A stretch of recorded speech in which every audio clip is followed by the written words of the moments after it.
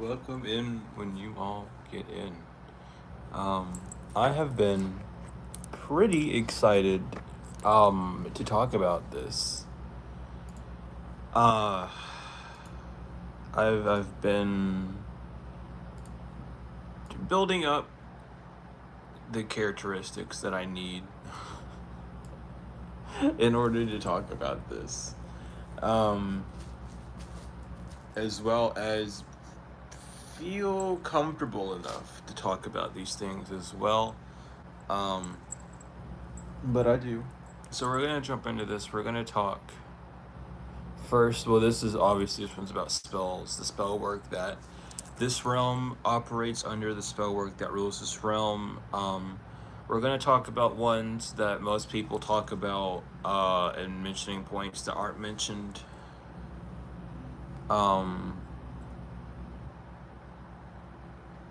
As much, and then just points that have been mentioned, things of that nature. We're just gonna go through all of it. Sorry, I was thinking about how I was gonna word that.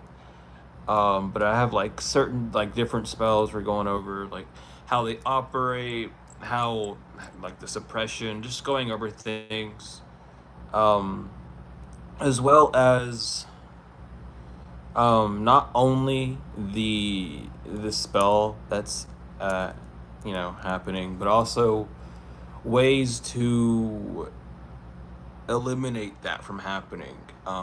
We talk about needing to do this generational work of clearing old boundaries and clearing spell work that's been done on us for generations, but we're not really told how to. And you'll notice that throughout kind of like the spiritual community online, there's a lot of people, especially when you first get in, they're helpful, but when it comes to a point, and I'm not bashing anyone, I'm just using I'm just speaking, observing and whatnot, but it comes to a point to where like you need to know what generational curses are you breaking, and then you watch a reading about these generational curses, and and these generational curses, they talk about some of the things that other people talk about, but what's not being understood is that being on this realm in itself doesn't mean that you have necessarily a generational curse on you, because this is a school, it's where you come to learn, but it's here to you're also here to almost awaken to the generational curse that's occurring on the 3D. And that's something that, again, it's not really talked about. When people talk about spirituality, it's people understand the balance of being a spiritual being, but being under 3D and that whole duality, and we get stuck in this energy of forgetting about the 3D because it's better in this spiritual world, but we're not here to stay in that comfortable safe zone. In fact, doing so after a while like starts to degrade, and the panic starts seeping back in. Almost, it's like, I don't know, we're aware, but we're not as aware almost as we think we are, and it's something that it's like a whole thing. But we're gonna talk about all of it. We're gonna talk about like words and spells and all sorts of shit. But to start us off, we're gonna start with like colors, like just how colors work with spells, and the colors in the chakras, they relate to using red, you can work with the root chakra, and the root chakra is bound to securities, foundations, things of that nature. It's the lowest vibrating color, things of that nature. Like colors and frequency work really well to because are one. But a lot of people, when using spell work, will use certain colors to not only attract but to stall. And this is something that, when being as heightened as we were, as heightened as our ancestors were, we need to come to this realization that the colors that we see the most of isn't because we're around an area that has that much color. That color's trying to show us something about ourselves. You know, off of the just the basic laws of we are of this. You know, we are all one thing, and this world is a mirror of who we are. These things that stick out to you are things that are happening inside of you that are being shown and um, focused on so heavily, and the focus is so heavy on your side because it's your body's trying to tell you to like pay attention to it. So like you could be having issues staying focused, staying stable, having issues staying away from the energies of anxiety and stuff, but you're also seeing a lot of red. And this red doesn't just mean, oh, like danger. This red just means that there is some sort of spell. And you know, when you hear spell, don't think of spell as like an outside source. Everything is neutral, everything starts from within. You put yourself under your spells, you're under spells. You put your you put, you know, other people can do it too. Blue would be your throat. Blue's like your throat chakra. Blue is also a color of healing, and it's very healing to express yourself in that nature, in that regard. But learning how colors make you feel and paying attention to your feelings, we tend, we're here in our senses, our five senses, our sight, our hearing, our taste, our touch, you know, um, this all of our senses. I forgot one of them. I can't remember. It doesn't matter, but all of our senses are so flared up, and we come to believe that feeling is only a textural thing, whenever feeling is not just a textural thing, it's a thing from the inside, you know. um every sense has its duality, and we'll talk about that at some point as well. But just as, you know, as without so within, these feelings, these senses that that you use are also used on the inside of you as well to help you navigate. But again, we've become so monotheistic that it's made it impossible to remember such a thing. And it's like we all want to become one with what are you trying to connect to out there? If you haven't even connected to yourself, how are you going to connect to something else? You are your generator. The divine works within you, not outside of you in some cloud station, you know? The divine is within you. So these people that look outside of themselves, and they use signs that they get to lead them to some sort of outside goal, they're not realizing that these signs aren't, you're not seeing a sign on the outside to mean that the outside world's going to change in that direction. It's a mirror. It's being reflected back to you. And again, like we're so focused on the external world that we forget about our feelings, and it's more of like, what do I want to happen? And that's like another spell that we're under. But anyway, going back to this color, I'm going to go all over the place with this. Trust me, there's so much to talk about with spell work and how it is. But with colors and spell work, to stay on topic, like relating this colors to the chakra, you know, red, the root, yellow, the solar plexus, I believe, that are, yeah, no, yeah, because the sacral's orange, and then you have green, which is your heart, your blue, your throat. Um, this is up to personal taste. I've seen both. You know, some people say the third eye is like a violet or a purple color. Some people say that the third eye is like,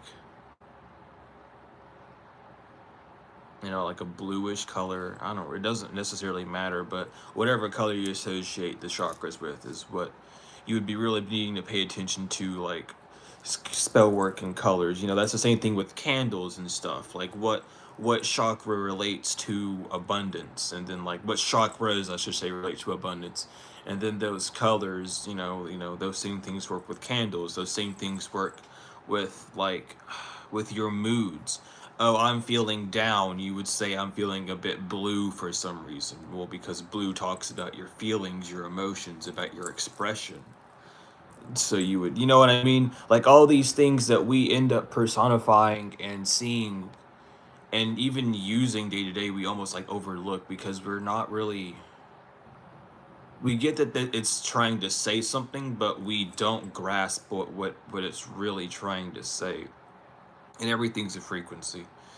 And just just remembering that, like, that as a focal point, like everything's a frequency. Like, well, even worrying about like spell work or anything really is going to help not only allow you to escape the world of external attacks and focus more on the ingrained patterns that are in with you.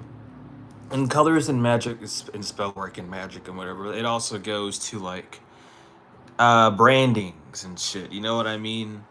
Um like you see like and it also is like it's like a lot with our attention, like the colors that we see, the colors that are the most easy to generate, the colors that relate to our moods and everything. But it's like you see these bright signs and it's like, oh, I have to go get this bright, I have to go to this bright sign. I want to go to McDonald's because I see this gigantic M, this yellow M with this red background, and it's like it hits those chakras of being like, oh well, I want something, but I might as well just make it fast. Those things right there. And it's just like, I don't know, like really pay attention to where these thoughts comes from, because some of these, like, some people are affected by these things, some people aren't. It's like it's just one of these things in this realm where we're not as observant as we used to be. There's so much like visual distortion. There's so much being thrown at you that it's not really even your fault. And even I had to like study, and even people that I talked to that have been like studying this for like years and seeing all these things, they're still like baffled about like how blind we've been. But these colors, like even in like in certain cells, they'll paint certain colors. Like I remember in like middle school, we had like a red hall, a green hall, and a blue hall. And it was like green, I think green was for science, blue was for history, and red was for like math and stuff. Things of that nature. It's just the way that they're organized. And it's also like just thinking of the same way as like fear. When you see red, your feelings aren't usually of anything of power, and if it is of power, it's like a negative power. Red is like, oh, scary, stop, like immediate, like this is intimate danger, whatever the heck it's called, intimate, whatever. Either way, intimate danger. Excuse me. Um, no, but um, yeah, just like paying attention to the colors and like how they're being used, and like mixes of colors. Um, and it's not in the sense of like to scare anything either, but just paying attention how colors make you feel. Remembering that like this whole world is a mirror of you, and that's like a spell we're gonna jump into here as well and talk about it. Um, but um, it's very interesting just to see like how colors work and spell work. It's just like like paying attention to um shit. Hold on, let me. I was thinking about this earlier, but I can't remember how it was going. Damn, I'll remember it later. I'll remember it later. But um, like with like money spells and love spells and all these things, and we'll talk about like money and love spells too. We'll talk about those real quick. Like money spells, we think it's funny though, because money spells and love spells go hand in hand, actually. But with money spells, we've been put under this curse of needing like money for some reason. We used to operate off of trading systems, you know, like there's not really a need for this currency. And I'm even getting this popped up in my head. I've been seeing this for a few days now. Um, but it's like if if truthfully the only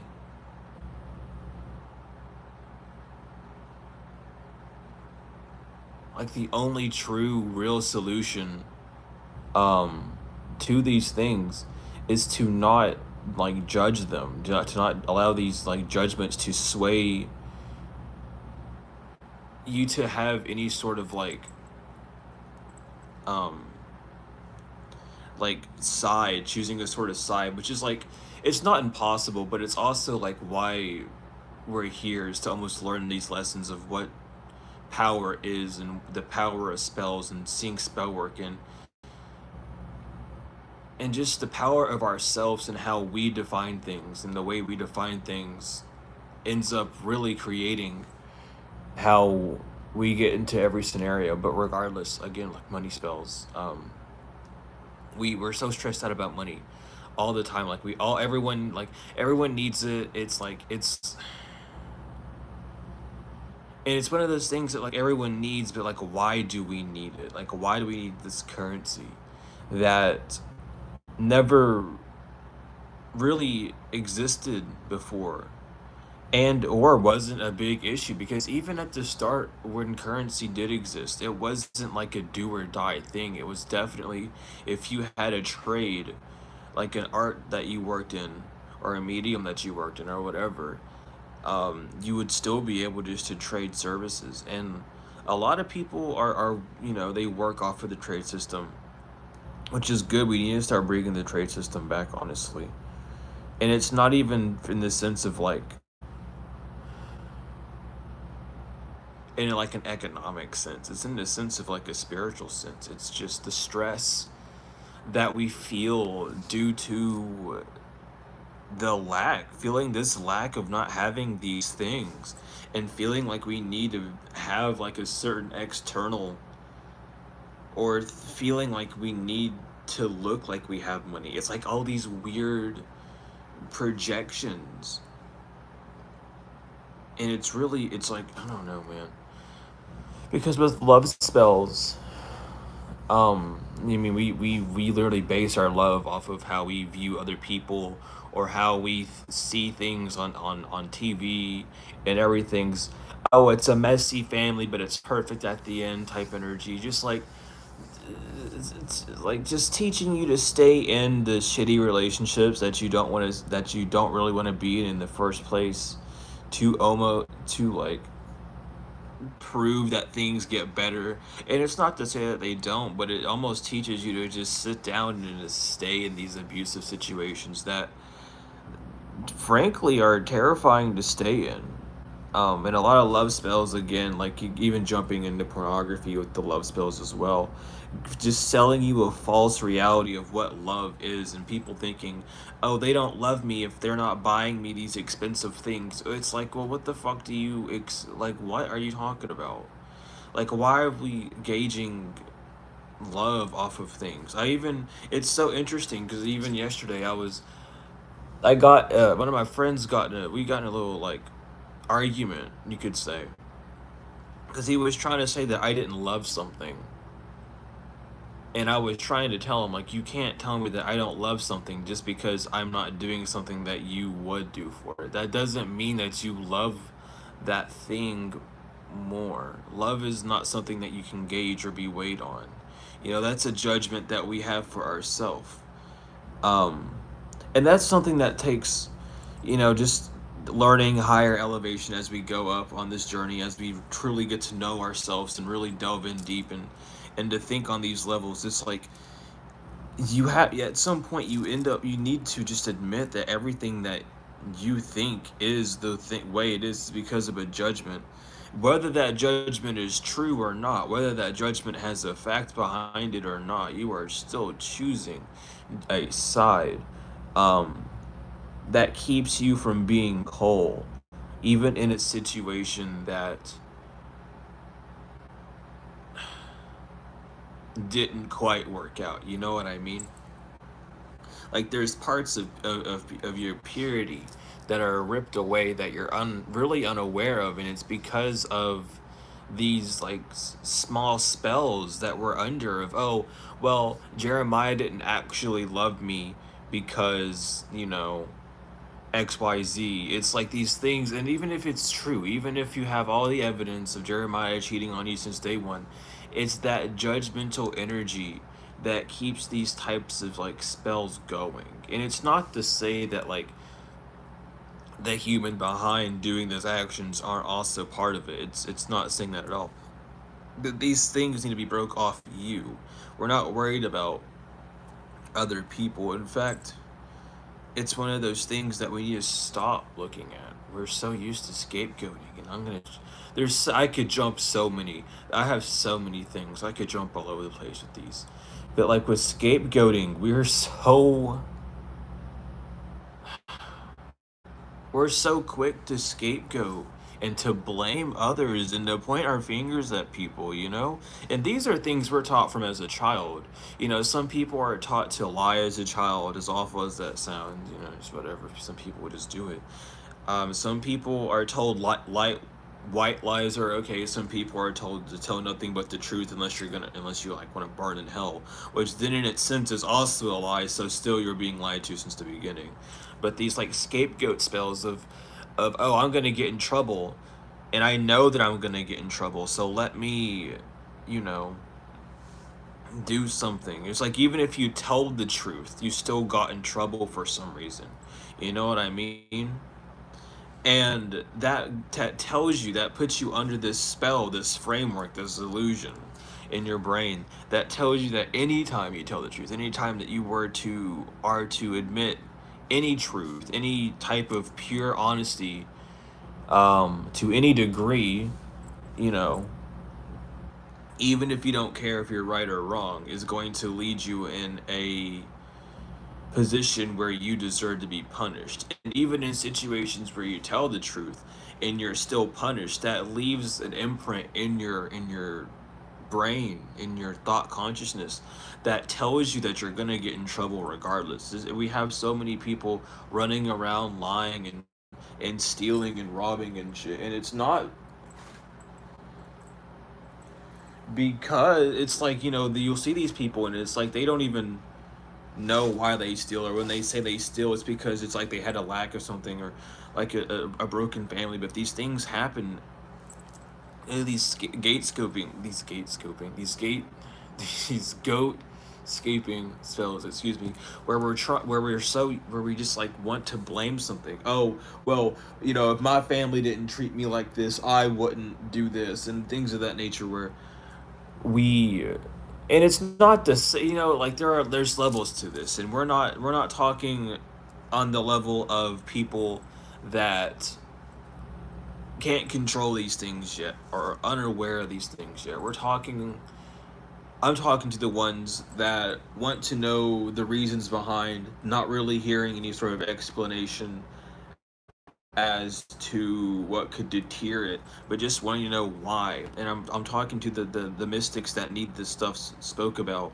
I'm talking to, like, I'm just, you know, we're talking to the ones that's like trying to prepare for this new world that's about to come up, and to see these spells almost crumble in real time, to really understand like what's going on.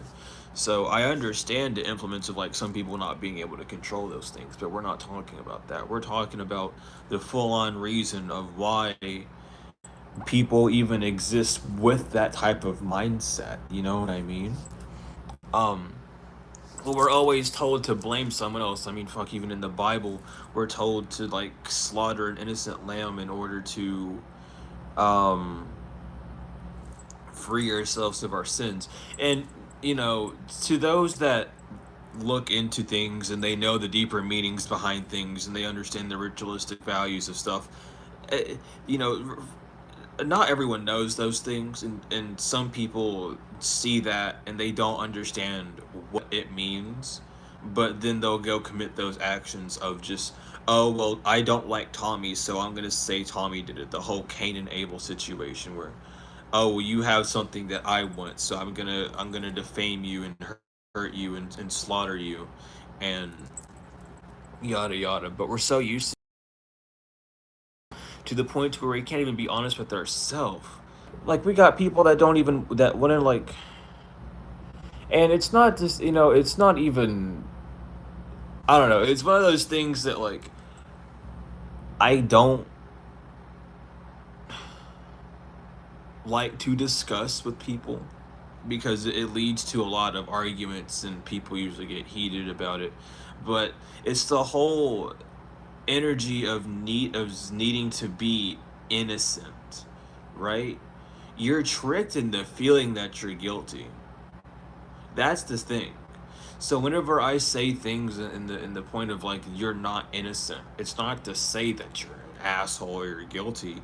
It's to say what are you like, if you're innocent, you wouldn't need to exclaim it. There would be no reason for you to feel guilt.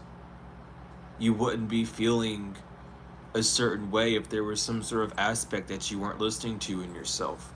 And when you're on this healing journey, you don't necessarily pay attention to it the first times. But after a while, when you heal and you start to look back at how you healed because you realized not that there's anything wrong with it, but you realized that there were faults in your actions, that there were things that you could have handled different. There are things that you know that you could have done differently. There are things that you know that were out of your control. So you realize where these blames are placed, but it doesn't happen consciously. It happens along the way, which is still beautiful. It's part of evolution. It happens, but there's not a conscious awareness of, oh shit, I did this. And I'm not saying that that's like a true totality. I'm just saying in general, like the overall conscious of humanity is not that aware of themselves, of like understanding things and understanding why your favorite color is a certain color and things of this nature, like things that you really have to like ask yourself because these are the effects that you're under. um and then we have the spell of materialism, which is weird, but materialism, um, in its definition, is the seek for anything external. It's to gratify something from an external point of view. So it's like religion shows you this materialistic spell, and they call it heaven, even though inside the Bible it said heaven's within you. But then they sell it to you as if it's some sort of floating island. They they like sell to you that no one's gonna like you unless you have all these things. So then you go out and buy these things. They tell you that this brand is like, they just put numbers and digits and symbols on letters and brands, and then people immediately, oh, this costs, you know, the symbol one with 7 zeros behind it, so that means it's really crazy and expensive. It's weird. It's weaponized tomfoolery. It doesn't make sense, but that spell of materialism, where, and it's funny because then when we hit spirituality, all these people are still under this materialism spell, and I mean, it's all of us. It's something we can't really escape until there's not a need for things of like this hotel to exist, or for housing in general to exist. For us to be back in the on the land is not materialism. Is We're not even trying to look or need anything from the external. We're just living within. um but even those people, they come in, and you come in, like I came in, even under the impression of needing a materialistic outcome of, oh, I can't wait to see their karma hit or hear their karma hit. That's like a materialistic outcome. You're wanting something on the physical realm to happen. You're trying to manifest something negative. That's something else they don't tell you as well. These things that people talk about, and it's like, yes, you're helping, but you need, there comes a point to where you need to really understand what these things are. And no one talks really about what they are. We all understand that, yeah, these things are bad, and but then we go back and focus on the bad, even though we're spiritual, and we focus on what our ancestors focused on, which is about union. So instead of focusing on the bad, why are we not focusing on reuniting ourselves in different ways of healing? Like, I don't know. There is like, we we we end up like, and even with the spell of materialization that goes with scapegoating, because you materialize this person. This person is then put with labels on them. All these things, narcissist, whatever. And listen, I'm not here to tell you that Brad, your ex, who was a narcissist abuser, is, you know, that they're not a narcissist abuser. I'm not saying that. What I'm trying to tell you is the higher levels of this shit. To tell you the reasons of why you even think the way you think, that those labels deserve to be put on someone. Because let me tell you, these things would not exist if these words didn't exist. These words would not be a thing if they wouldn't have anything to be on. If it exists, there's a reason for it. You know? These are things that we know, but no one's really aware of it. So it's like these words, these labels that you put on someone, and you're told these things, and it's like, oh, that person's this. So what the fuck does that even mean? You are describing someone's actions. Now, who's to say that those actions can't just be actions that you're taking yourself? But you're not seeing it that way, which is also falling in the category of, narcissism and things. Oh, you don't see the way you look, so you do this, this, and that. You don't see fully either. No one really does, honestly. No one fully sees how they're acting unless they're fully, conscious. And it's not to say that it's impossible, again, I'm saying, but being fully conscious and aware of all your actions and being aware of everything fully, it takes some willpower. It's not something that you can do overnight. These are things that, like, were passed down from generations. These things were more important than school. These things really taught you about life and allowed you to really have fun.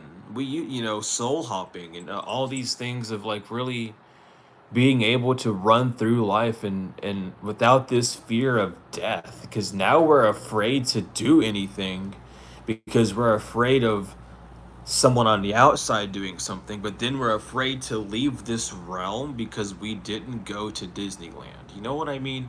Like, there's these things that we feel like we want to do, but why do we want to do them? If that idea was never brought to you at all, if the idea of a roller coaster was never brought to your attention, you wouldn't even want to go on one, because what the fuck is even, what even is it? You know what I mean? These things that we see, that then we become attached to, that then we become obsessed with, and it's like, oh, I need to do this. Oh, I need this. I just need this. I need that. Why do you need those things? What in this time right now? And it's not like anything bad, again, but just really question yourself. Why do you need these things? Do you need them, or do you just want them? Because these words that we use of like need and want really, really, really fuck over how we manifest and what we get in life, because we say that we need something, and then we really want something to happen. Like, oh, I need like $200, but I really want this like job offer to work out. So then you get your $200 but no job, and it's because you said you needed the 200 and not wanted it. You know what you mean? But like, you need to really, you like focusing on the words you use, especially these things that they got us like in this weird loop where we end up blaming everything on the external, and then when it comes to us, I don't know. some of us end up blanking out almost. We just don't really focus on, I don't know. It's because it's like these spells. People gotta remember words are spells, and you tell all these people in the world that they're these beings of supreme power, and then they get upset about not being able to use that power, and it's because they're not ready yet. It's like we're it's good to know these things, of course, but then we end up forgetting like that we're here to be tested.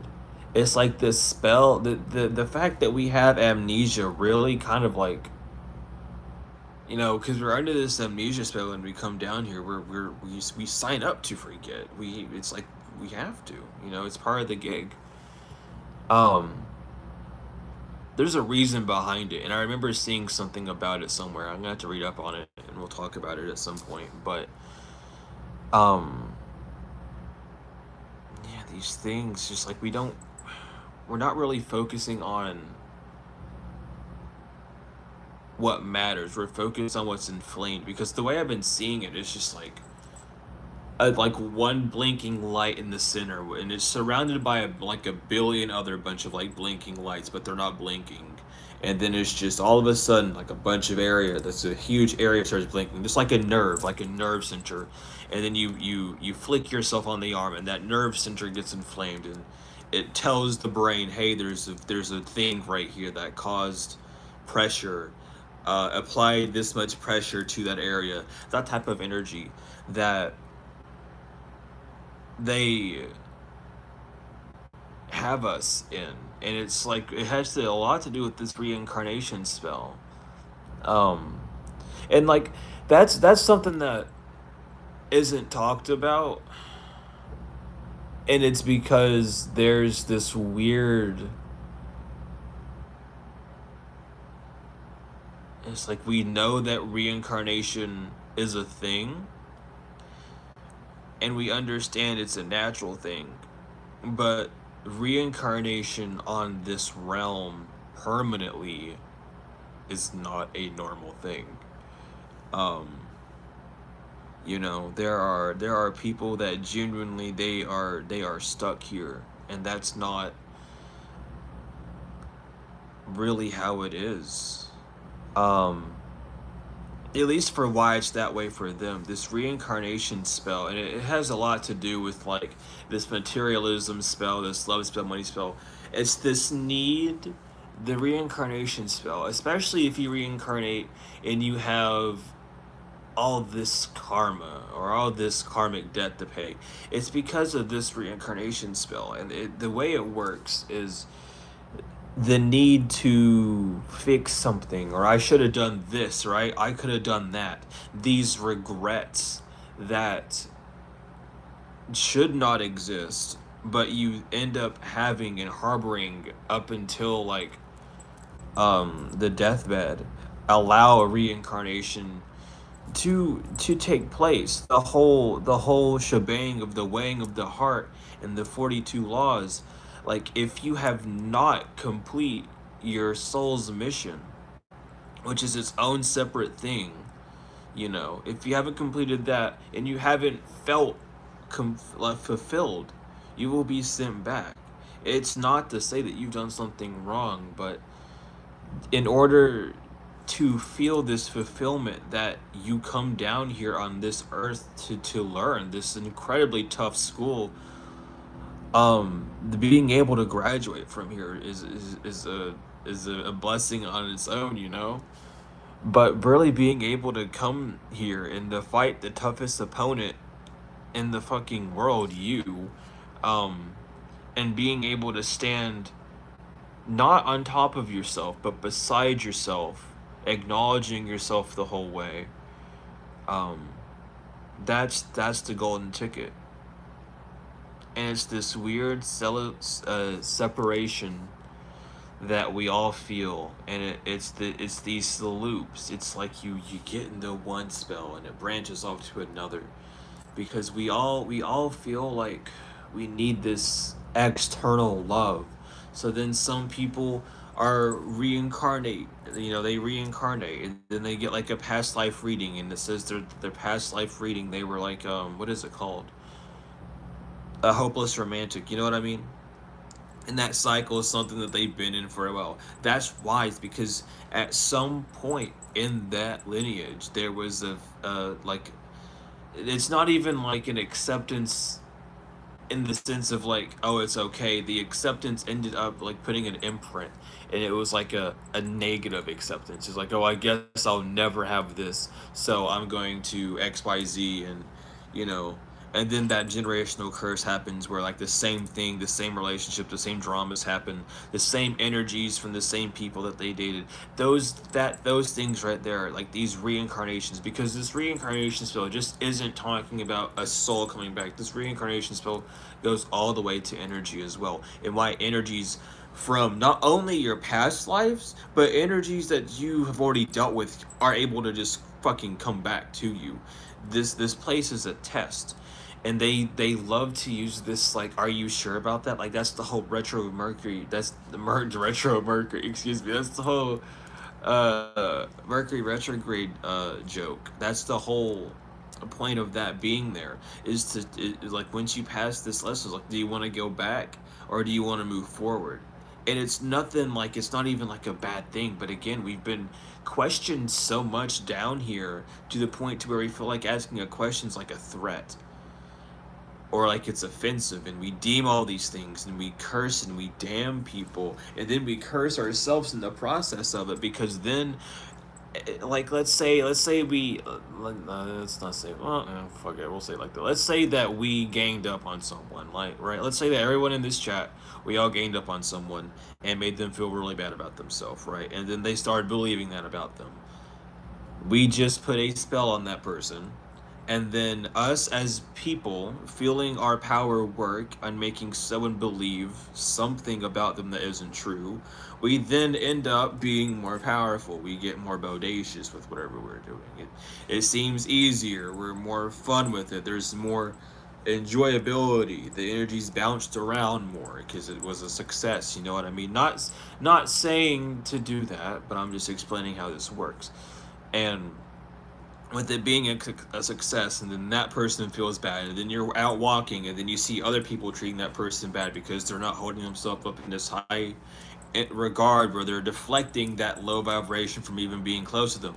It attaches themselves to it. You see that, oh shit, look what we did, that was because of us. Now look, you know, now you got two-way energy going through.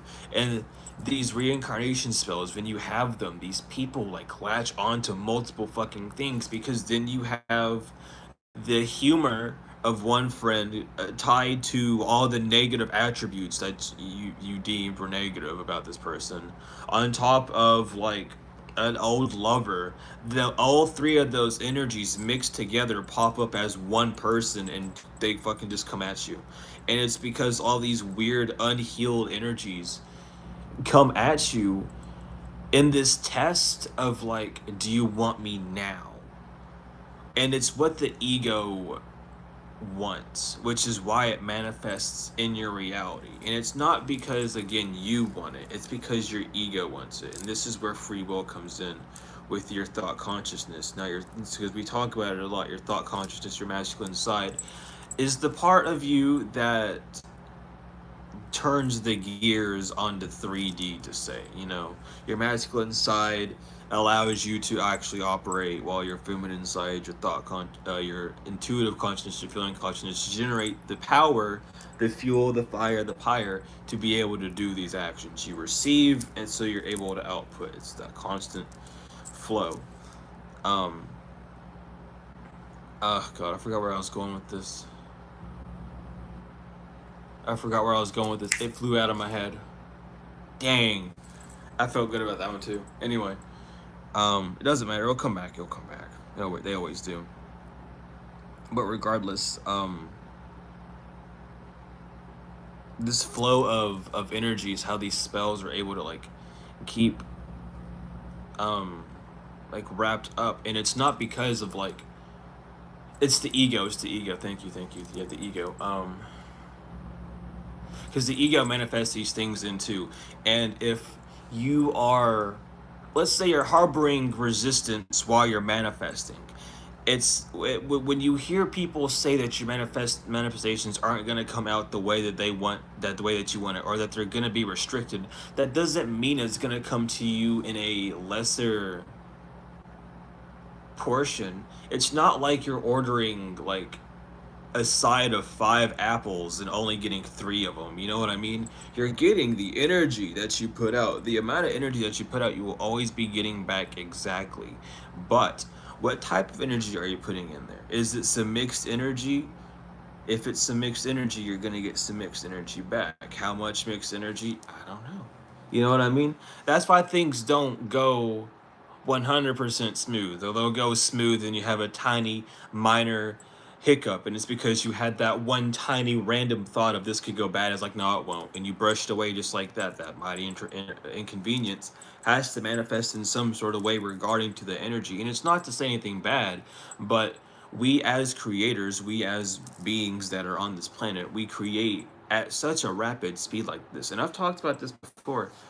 um we generate that quickly. That's how fast these brains of ours work.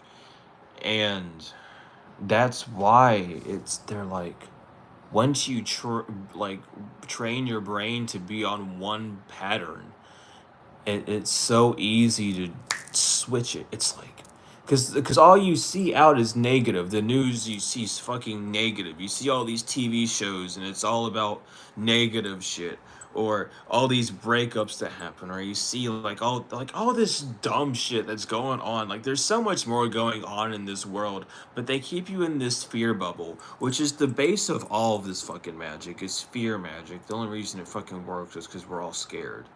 um and we'll talk about that too. But like all these things, now we'll talk about it now. Fuck it. Like all these things, like it's like it's fear. That's the only reason why they can do anything in this world where we can do whatever we want. There's people that want to keep us under, like want to keep other people under pressure, right? They're only able to get what they desire because people allow them to. And it's not in the sense that no one's trying to do anything about it. It's the fact that the intentions are not pure, so the outcome itself is not pure either. Remember, it's all a reflection. Whatever energy you put in, it will do its thing always. That's the thing. Like there's when you're doing magic, it's, there's no true rejection. There's no true rejection in this world. You will always get what you want. Oh, I really want to ask this person out. You ask them out, they say no. You got what you wanted. You wanted to ask them out, like oh, I want to go on a date with that person. And even if they still decline, it's like these moments that we define. The universe doesn't understand what we define. The universe only just understands vibration, and all a date really is you being close to someone. um and it's like it's these things that we, like, I don't know, we know how much power our words have, but it's also to this degree to, like, we don't use our words correctly. And it's because we don't even really know how to speak. um and while going through this, I'm gonna have to charge my phone talking about all this stuff. My phone's dying real quick. But while going through this, like, I was where's it at? Where is it at? I wrote it down. Yeah, homophobes and homographs. I remembered these from elementary school, and I didn't remember what they were called until I was like looking this stuff up. But it's like we don't know how to speak, and it's because like we have all these extra fucking words that don't need to, like, exist.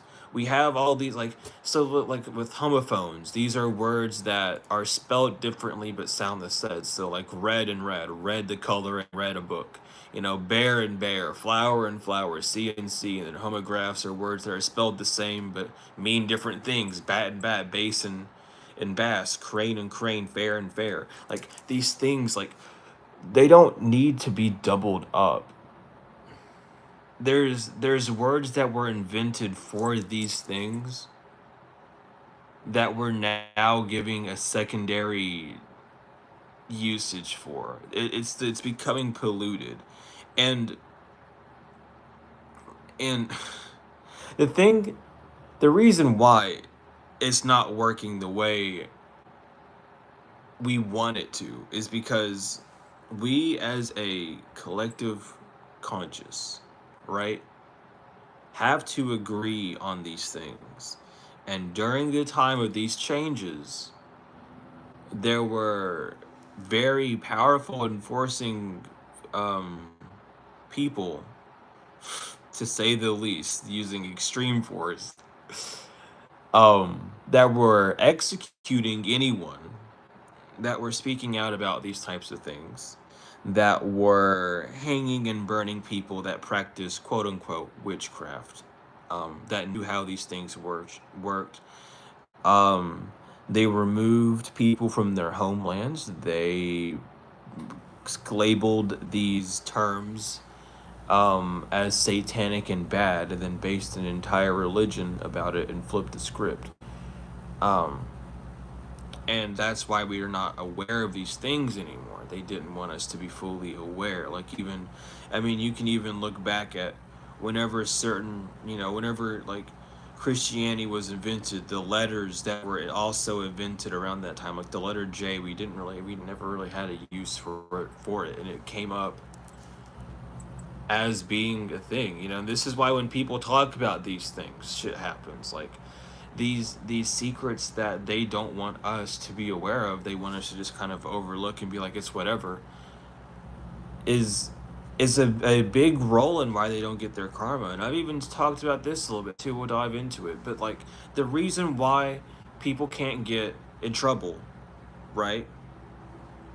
The reason why, and it's funny because we are our own kryptonite, and it's because the massive collective, the collective conscious, is completely okay with white lies. We are okay with a little bit of ignorance is bliss. That's why we're told it from a young age, to keep us all in this energy of, oh, having, not knowing everything's perfectly fine, which, to each their own, of course, but then you wonder why things are fucked up, and then you get to this point of realization. It's like, oh, well, because they taught me that it's okay that I don't know the things that I should know. Therefore, if I believe it, and that's all that I'm thinking, is that it's okay for me not to know these things, and it's okay for me to ignore these things that's being done about my life and my energy, and I'm taking the power back that I'm aware of consciously and subconsciously, but I'm also allowing and disregarding whenever these things are brought up, and I'm just like still allowing the effects of those spells to be working on me because I'm still talking and using the same words in that type of way. Those energies there, like, they're so, it's like, it's bizarre, because I mean, that's how it is. Everyone tells you ignorance is bliss, but they don't tell you, like, the only reason why it's bliss is because it's not bliss for you. It seems like bliss when you get to it, and it's something, again, that not a lot of people have the strength to do. And it has nothing really to do with being weak, but you really have to rewrite everything. And a lot of people that are finding out about this stuff now, it's like they don't want to relearn how to fucking talk and use words. Don't wait till the next lifetime, man. I don't blame you, trust me. This shit's like, it's fucked up. But it's like, not, we're in this stage of the push of this where people aren't, it's more of just like a bigger shockwave, you know what I mean? But it's a waking up. Like, there's nothing wrong with it. This is how it has to happen. Nothing's gonna happen overnight.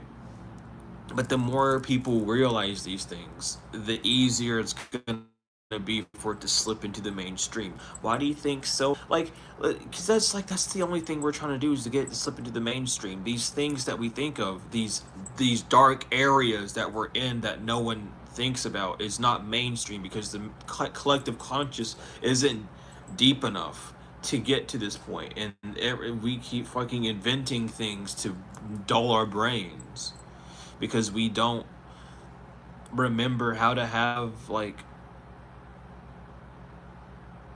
a real connection anymore. And the connection has nothing to do with other people. It has to do with ourselves in this world. Like, even the peasants were mystics. Look back. You can even look this into fucking look at the Bible for this. If you don't even want to, if you don't even want to listen to me, look at this in the Bible. Explain why everyone had the proper way of speaking. Explain why everyone, like peasants included, knew the art of the tongue. It, we look at we hear ancestors, we hear the word peasants, and we think of them not knowing anything. We think of them being stupid. Why is that? Like, why do we need to feel that way about our ancestors? But then we also know our ancestors to be big and strong, like god and goddesses, and all these powerful beings that walked this realm before it became what it is today. And it's like, who were we? Where are we at? We're still in between this realm of, we're just in this in between almost. And it's not to say that you are. It's just it as a collective, as a whole. Um, but that's why it's so important to just like, it's like, I don't know. I don't care how many times I say it. Like, I don't care if people get annoyed with it. It's something like it's meditation is so important. Knowing yourself is so important. Really understanding that nothing on the outside of you matters, because it's all on the inside. At some point, you on the inside manifested where you are right now.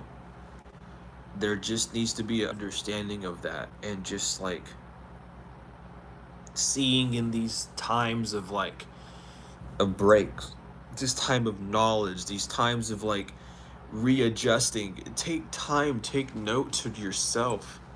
How do you feel? Look back at time. It's been a while, like really investigate yourself. Stop investigating these things that we know, like, oh, I might not like the location I'm in, or I don't like this neighbor's dog cries at this time exactly, and I don't want to listen to their dog cry. It's like all these things that you focus on that aren't bringing you this light energy that we are just trained to focus on. We're told that we only live once, so that we don't even worry about focusing on who we are as beings. We don't even live once. We like, technically we don't even die.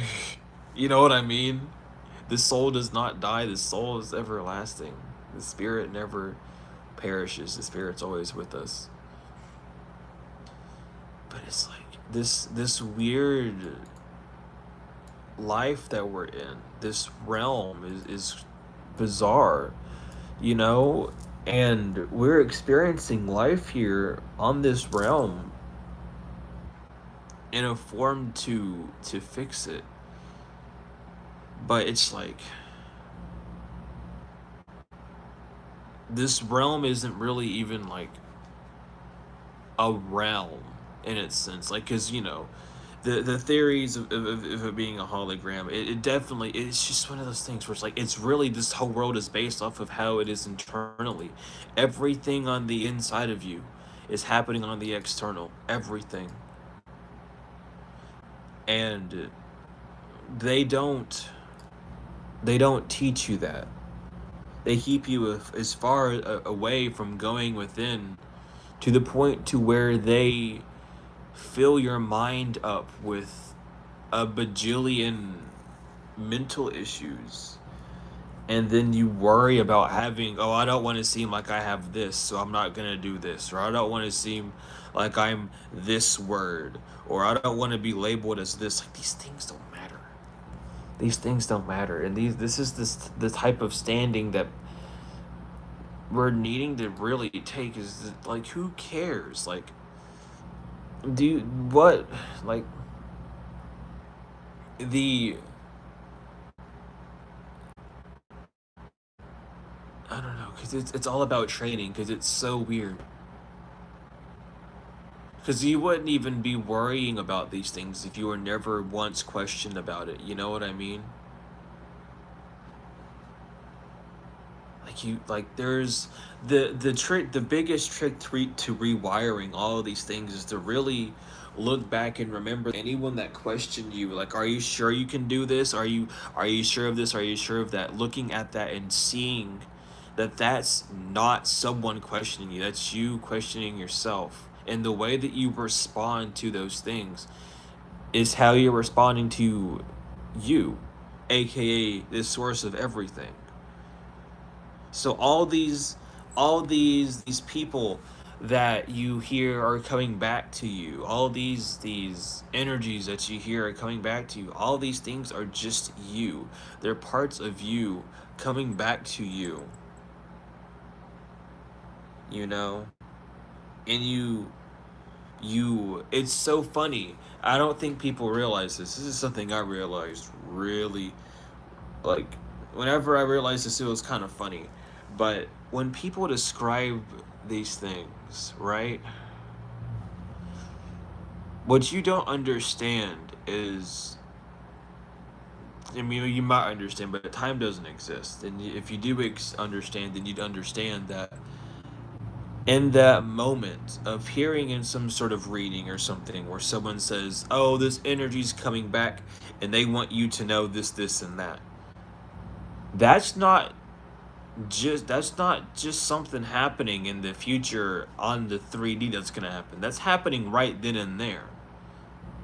That person's close to you. That person's in your energy. That energy that person carries, that identity of that person is now present. And the way that you're reacting is how you're reacting to that person. It's not one of these things that we're focused. See, you see that how they got us? They got us so worried about someone coming towards us. They got us so worried about something on the physical happening. The only thing that's gonna happen is something on the inside. A feeling is the only thing that's gonna happen. Understand that. That's break this barrier of fear that we have. We don't need this barrier of fear. We're scared of we're scared of a feeling, you know, and it sucks, but that's how the world is. And like I even like I've been called to talk to an old friend group recently and to help them understand some of these things. And it I see the state of of of not only myself but of the world, almost, because I have someone, one of them's just now stepping into spirituality, so I'm helping them. I'm like telling them about like the angels, the demons, all these things. And then the other two aren't into spiritualism. One of them's very like onto 3D, and the other one just doesn't give a shit. You know what I mean? Like basically just very funny versions of myself. I'll say that. Versions of myself that I've definitely gone through in the past and can still relate to. So I'm just going back and helping them like understand some of these things, and just seeing where the mindset's at. And it's it's funny because these these spells that you're under, and this is why it's super important to not judge anyone. So if you're ever sent to someone that isn't as educated as you or isn't as aware as you are, never shy away from it, because it's a learning experience. The divine never sends you to anyone that's bad or wrong or evil. Remember that, okay? That's you sending yourself back to those energies, because the divine does not want you going back to those things. You've already stated that to the divine. The divine already has it. The divine already knew before you even reached that person that you didn't want them, so they're like more than happy to keep them away from you. You know what I mean? Unless there's some sort of like 3D legal bullshit that needs to be handled. Regardless, they have us so focused on this, on the external of how things are going to be, that we don't even realize that like what's happening. We're not seeing the initial hit. We're so reactive in this world. We don't have time to think. We don't even have time to breathe. Fuck, you talk about being spiritual. It's the last time you've actually sat down and had like a full-on meditation where you weren't worried about someone messaging you or interrupting you. Like, get real, let's get real. When was the last time you really had a full-on meditation where you were actually like, you had like at least 15 to 30 minutes to set the mood, have like a full-on like thing that you wanted to do, like having your own like full-on like meditation thing if you have one, you know, like things of those natures, and it really gets you to see like how much time is consumed worried about how much time is left, when even at the end of the day it doesn't even matter. Like there's so many things that we're told that we need to do, but why do we need to do them? Like what's the point? And it's not to get you to question this and to like throw all your work shit up and then move to the Bahamas, but it's to get you to see how your situations, your brain, these busy office work buildings that are filling out like paperwork endlessly throughout the day, like that's just your brain. We're just running ourselves. I don't know. And it's because of this ego. It's because man-made ego.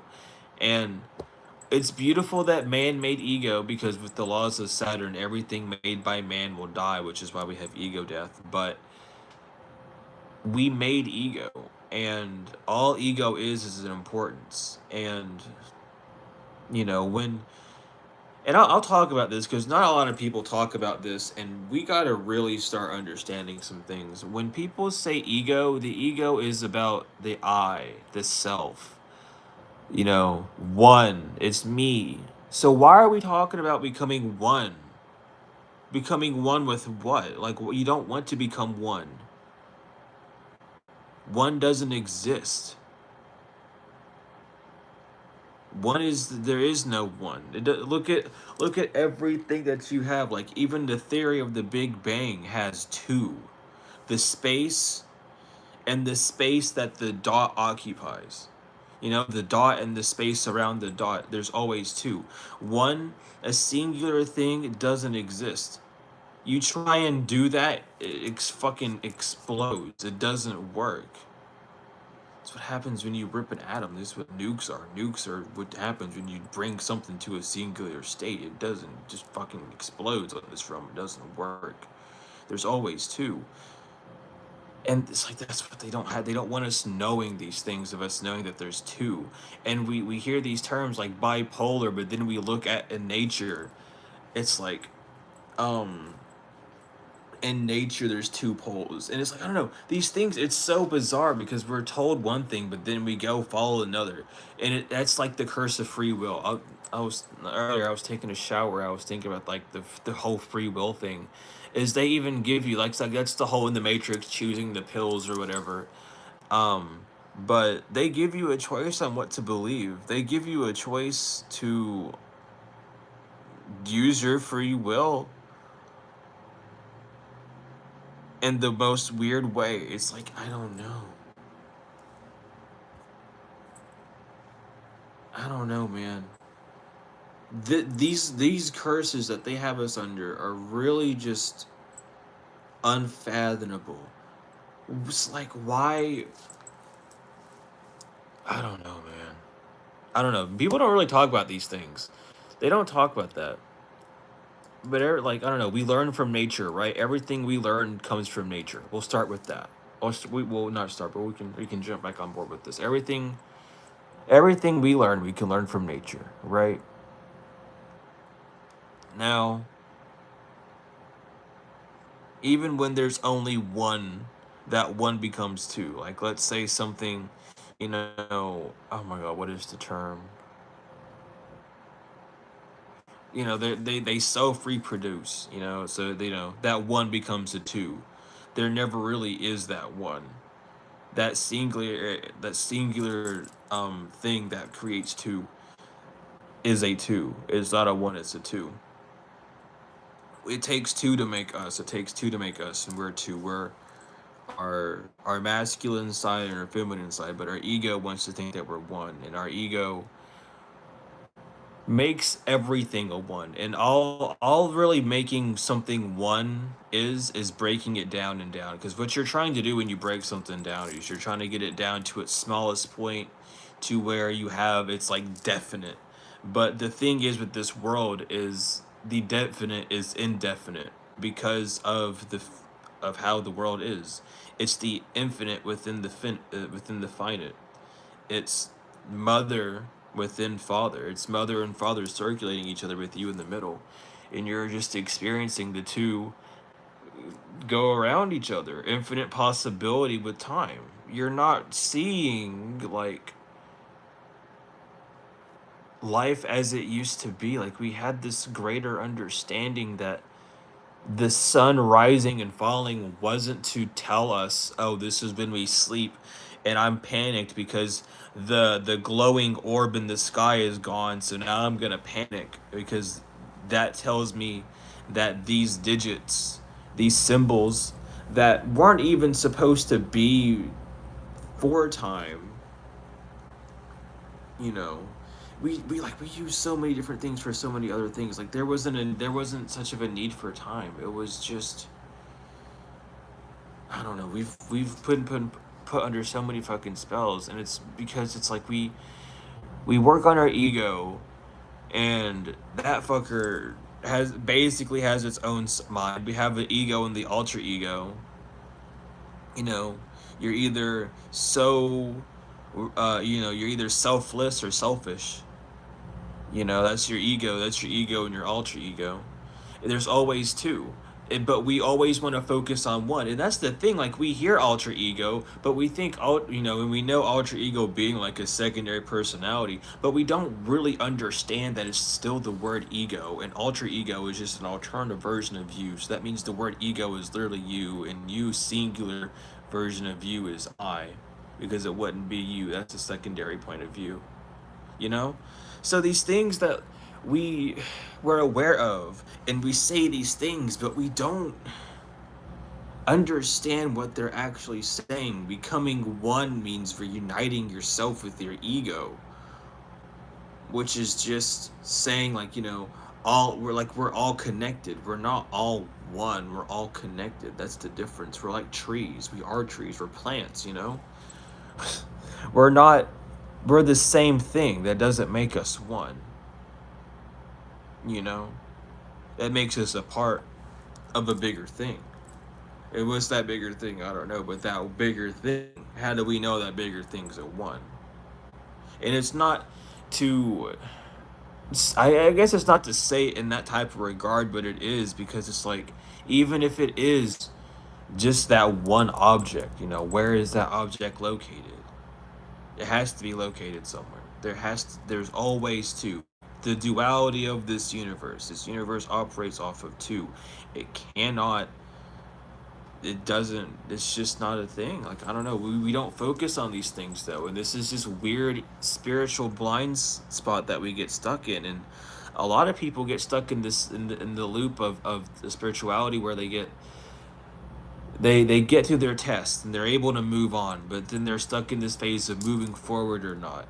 And this moving forward, it has multiple stages. You move forward spiritually, and then emotionally, mentally, physically, astrally. However, you have all these different movements that you make at different times, different, you know some of your astral bodies are further on ahead than your mental bodies would ever fucking be in this lifetime. You know what I mean? Like, they all move at different paces because they all happen at the same time.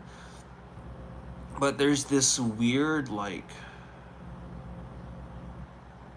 these spells, these curses,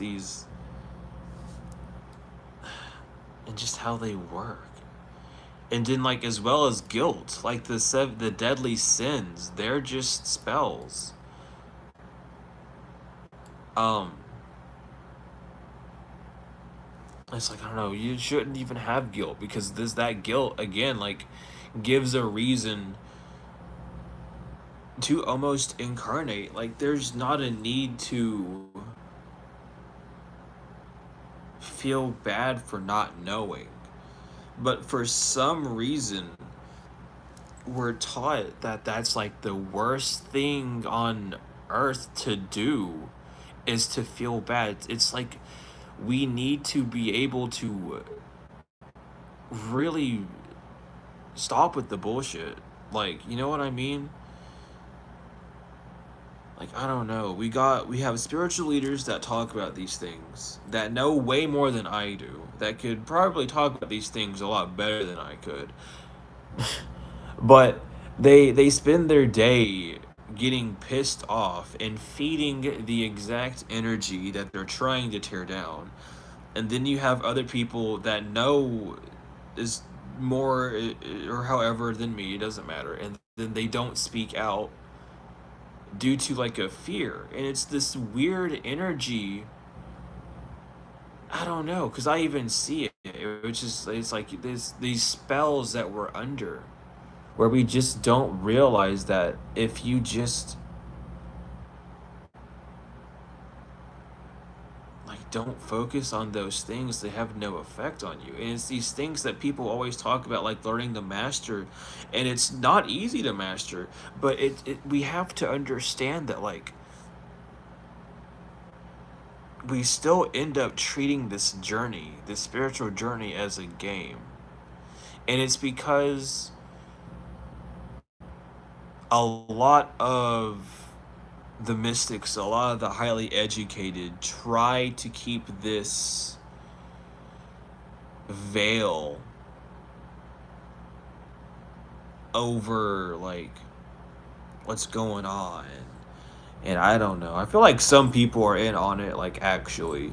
And I think others are doing it for the sake of like just helping people not lose their mind and all these things. But at the same time, you got people wanting to know the truth, and you're in this spiritual energy, and then they put you under this spell work of magic isn't real, and then all of a sudden you wake up and you realize that you've been attacked by magic, and then all of a sudden now you believe that there's black magic and white magic, even though you didn't believe there's any magic. So now you split something up that didn't exist into two different fucking parties, which is, first off, your greatest mistake you could ever do. Even fucking George Washington said that shit. The worst thing you could ever do is to separate. Keep things together. Don't separate. Don't separate yourself from God. Don't separate yourself from what you know is true. You know that anything is possible, so nothing's impossible. To say that magic's impossible is to say that something's impossible, which isn't possible on the realm of possibilities. So now, to incorporate you wanting to say that something is impossible, we now can make this not possible. Because in the realm of infinite possibilities, everything can happen, including the ability to disagree and to ignore with what you wish to comply, which are things that were taught and beat into us for centuries, years on. These are literally things that the mystics know. These are things that like higher than the Masons, higher than the Illuminati, the presidents, whatever the fuck. These people know these things. They don't want us knowing them for basic reasons of like, oh, we want our power. And why do they want their power? They don't even fucking know at this point why they want their power. They've got what they wanted. This little weird game now is just to see how long it can run on. Not for fucking long. Like, what do you mean? Like, the gig's basically already up. You got people already finding these shit out. Like, the Divine's already calling these people out. So it's not like they're getting any reward. It's they're just waiting for us to get up, because it's like the game's over. But there's not enough people who are willing to like take a stance, so they're gonna keep entertaining this shit. They listen, they got all the money in the world. They literally have all the money in the world. They don't give a fuck. All these like higher powers, they know that like they're gonna pay this shit off in the next lifetime. Do they give a fuck? Hell no. They don't give a fuck at all. Because there's not enough of people on this earth really giving a shit enough to dig deep enough to find their own truth, um of not only of like their own personal attacks, but their own truth of the collective attacks. Because this whole thing is not finding out about why it happened to you, but why the fuck is it happening to other people too. And it's a lot deeper than just I'm a reflection of you. This is a planet. This is a plane of existence. A plane meaning a 2D grid, by the way, of existence, right? So if it's happening where you're located on this grid, where everything is you, Why is the mirror version of you located on the different part of that plane also experiencing this? So where's, like, it's a lot bigger than just seeing it as, oh, my ex was attacking me with black magic and this cult wants me dead. That cult wants you dead. Why? Because your ego inside of you is trying to fight you, your soul, your purity, your vessel, from finding out the truth of it being the issue. Your ego doesn't want to be seen as bad. You don't want to look at yourself as a bad person.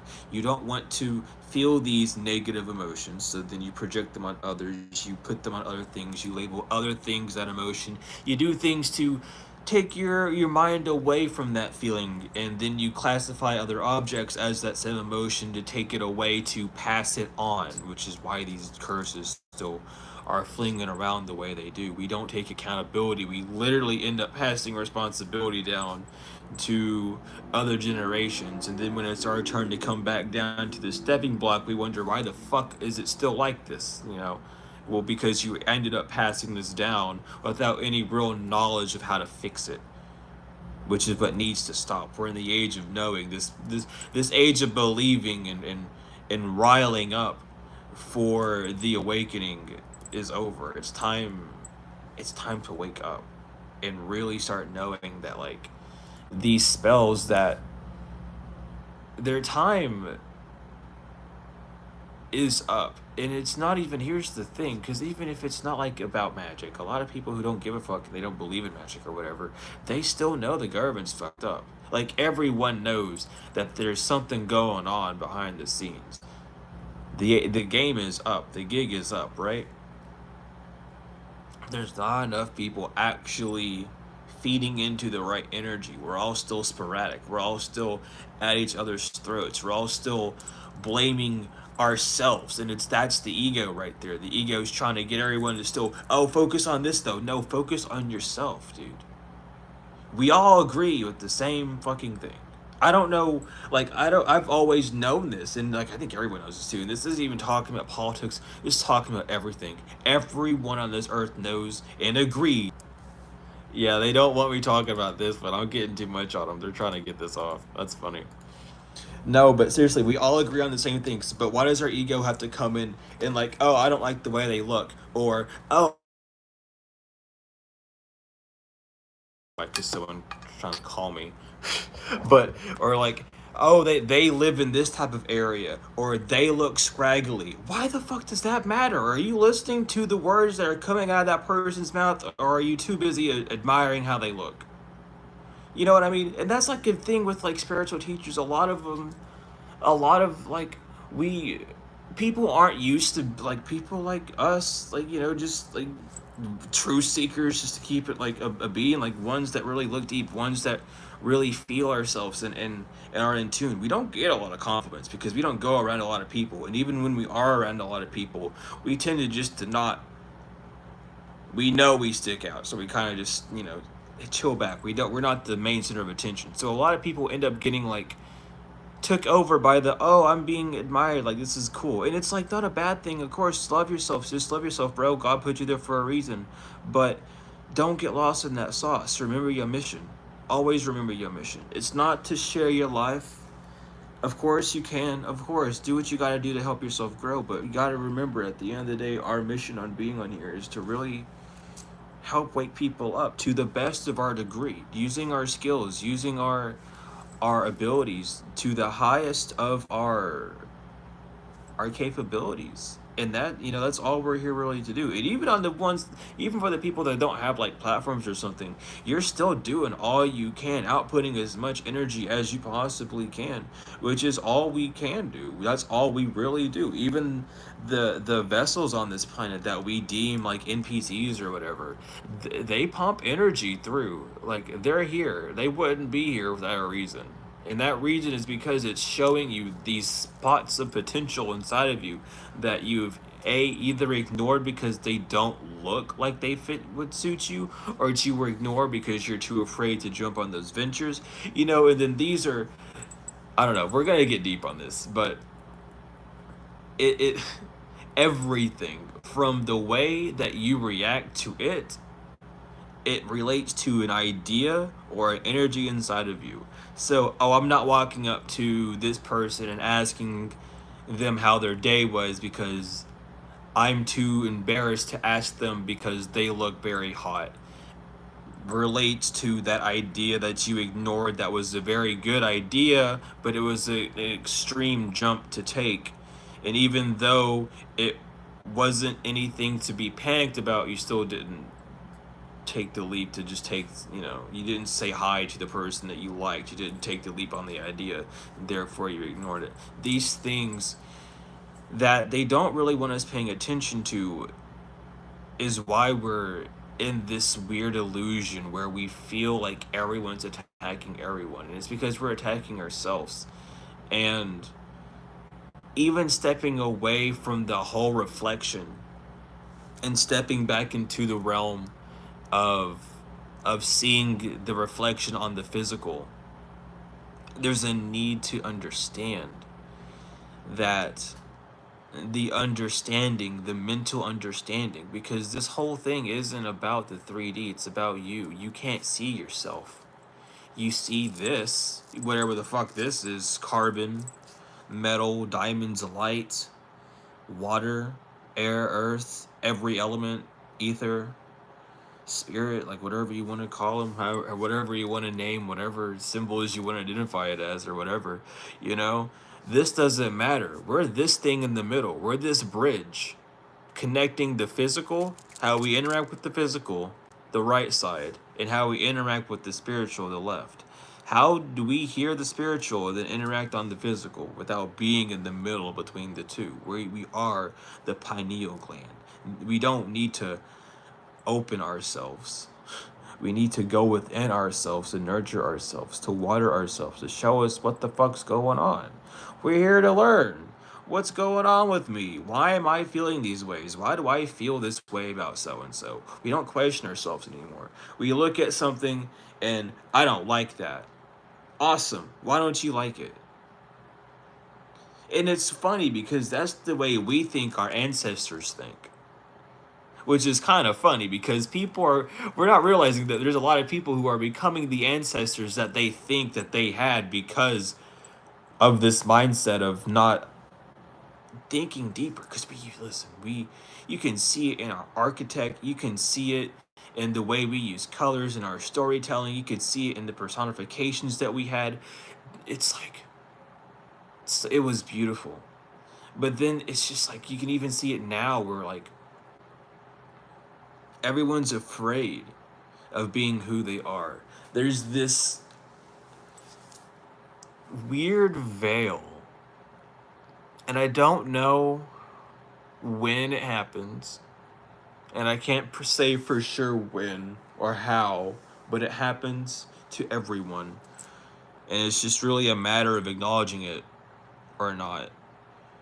But this veil of what this curse is, like the first time you're ever mocked is like the implement of this spell. You know what I mean?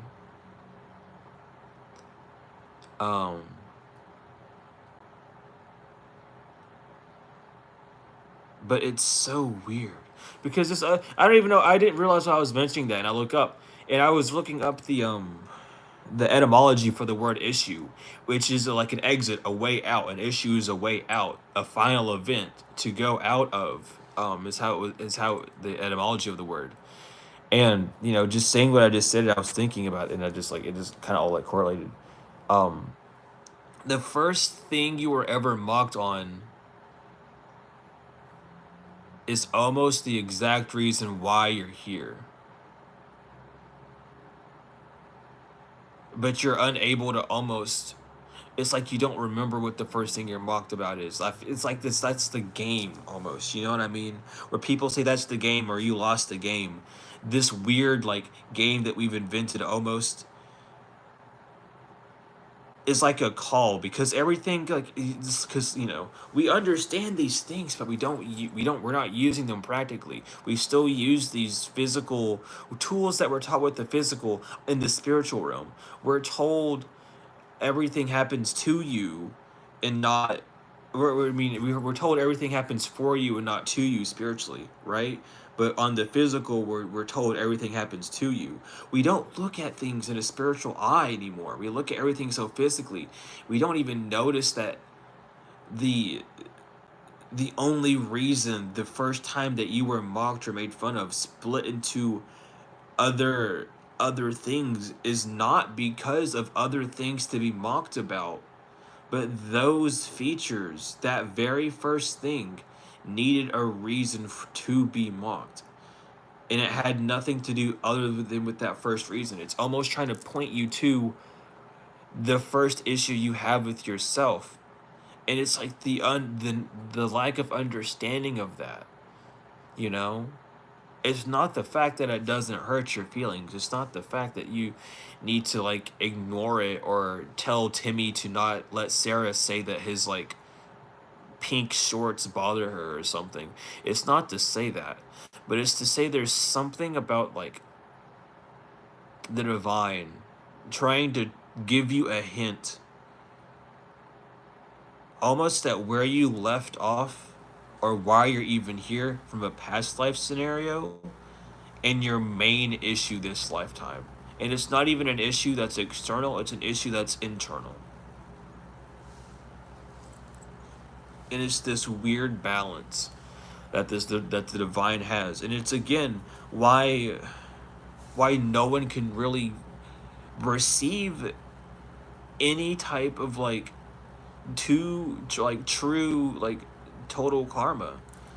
We see people receive doses of karma, you know, in different variants, but we're not seeing the people we deem to matter the most receive their karma, and it's because these laws that are man-made, you know, they're gonna be devoured by time, obviously, you know, Saturn and all, but these laws that are governed by man, they're governed by man.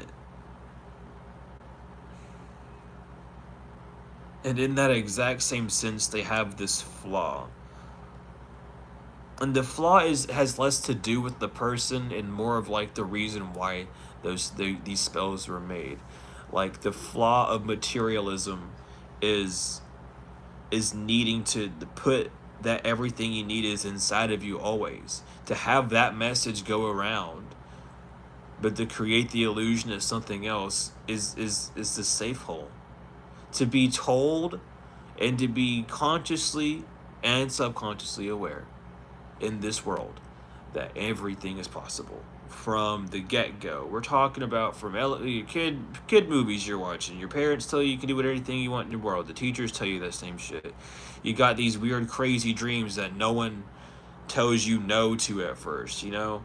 All these things that we believe we can do, and then all of a sudden these oh, you can't do this, you can't do that, don't wear this, don't do this, yeah, all these don'ts, all these blockages, then now they start to come, right? Those blockages aren't there. I mean, well, they're not supposed to be there. But those blockages are part of this spell, and it's again from just being unaware. A lot of people just aren't aware how affected children are by the past. I'm gonna be honest with you. My dad did not understand a lot of why he seen me as being too emotional was because of the lack of emotion that he would be showing me. And he didn't quite see that until, you know, well, I mean, we talked about it, you know, a few times because we talked about stuff like that. But it was again something he didn't notice, and it was because like just like a time difference. The spell is just now loosening up. It's not like your grandma, your grandpa, maybe even just your parents even aren't as aware as these newer generation parents are, as these new generations are, being aware of these things, because it's one of those things where a lot of people at one point, the majority of the world was under this same fucking conscious of moving straight forward, keep your head down, and we're coming out of that, and it's this weird, I don't know. It's the only way to describe it is really look at the way things are happening, how everything is coming out, all these weird things that are going on. It's because all this energy inside of the vessel of not only yourself, but of the vessel of the world, of the cosmos. And hold on, I gotta charge my phone because it's telling me it's about to die. But not only um does it happen all throughout there, but it happens just, you know, in a personal level, on a cosmic level. It happens all over. So it's just, I mean, just like, I don't know. It's so weird because they really like keeping us trapped in between realms, and it's this energy of fear. And again, we uh, these bodies aren't able to handle energy as easily as they once could, you know. And that's why a lot of times when people are on this journey, they'll have like what's classified as spiritual psychosis, and they'll have all these like issues that pop up mentally, and it's because this energy that goes to your pineal gland and then exchanges extra information and strengthens connections. It's something that the body just isn't used to. Some people sadly become awakened on this journey, this lifetime, and they can't fucking handle this shit. Like, they just break, you know what I mean? And then there's other people who are on this journey and I don't know, they don't care, or they halfway get it, or it's like it's deep but it's not that deep. I don't know what that means. I mean, like, I know what that means. I know what they're trying to express, but I don't understand. Like, I don't care about things. Like, I don't know.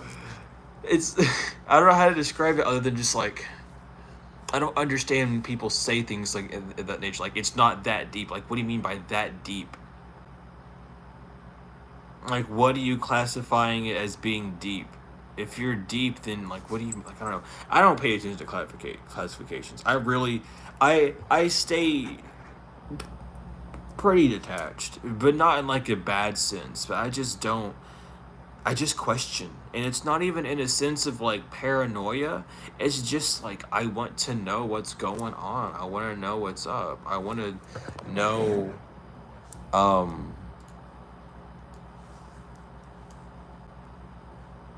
like, just, I don't know, because it's so weird. And then we have like, we'll talk back to spellwork. Excuse me. This, like, we have the spell of repetition.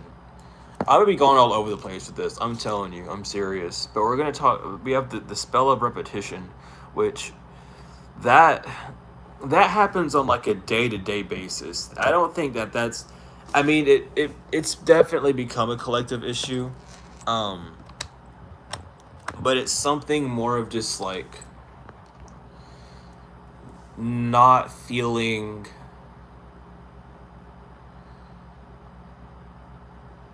like something's changing. It's this energy of always being in this waiting, like a limbo state, is how I would explain this spell of repetition. Because it's less about doing this same action over and over again.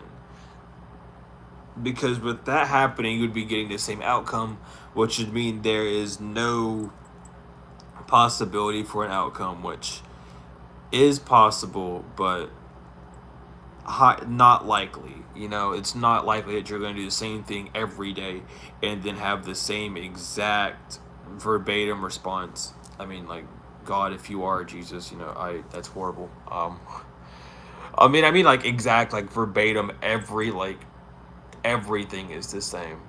You know what I mean? But the spell repetition is more of just like the energies that come around you that are the same. The messages that you hear are the same. Your feed's the same. Some sort of lesson you're learning is the same. This need for repetition comes from a thought form of failure that, again, doesn't exist. But because of this realm and the way it works of being infinite possibility, you know, it does work. It does end up being those things. It does be this, it is this energy where you can say that you will not achieve something and that you'll fail at something, and then that creates your possibility of infidelity, of being infinite, into being a possibility of none.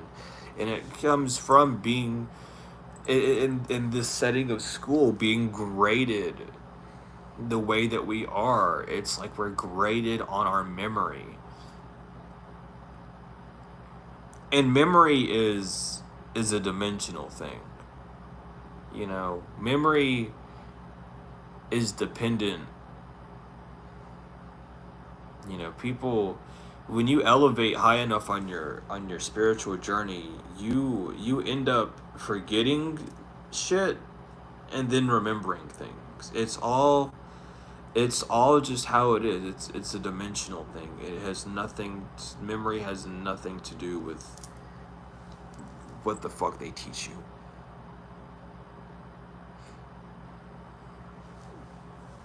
But, you know, throughout school they teach these things of failure, and then that literally not only fucks you up from that point, but then makes you afraid to do anything.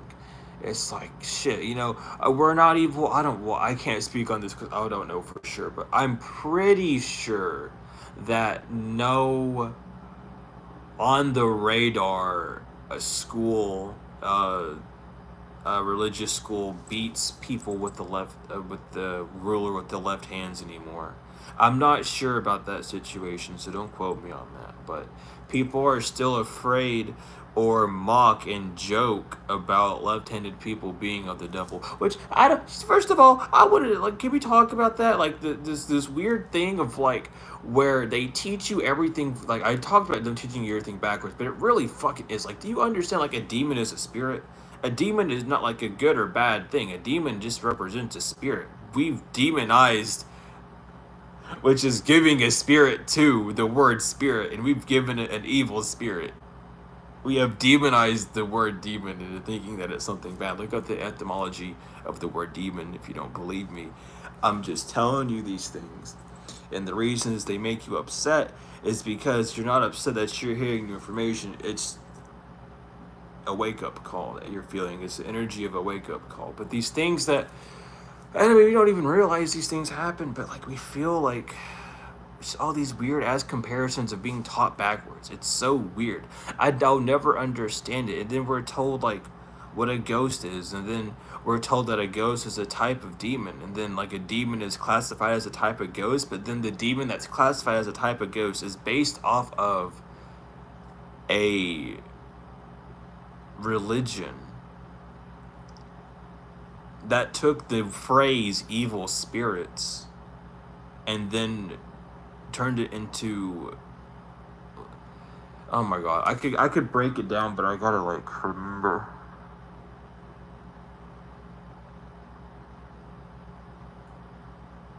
I don't remember. I don't remember all the facts for it, so I'm gonna stop right there. But the ones that know, and you can just do your research too. Just look up the origin and etymology of the word demon.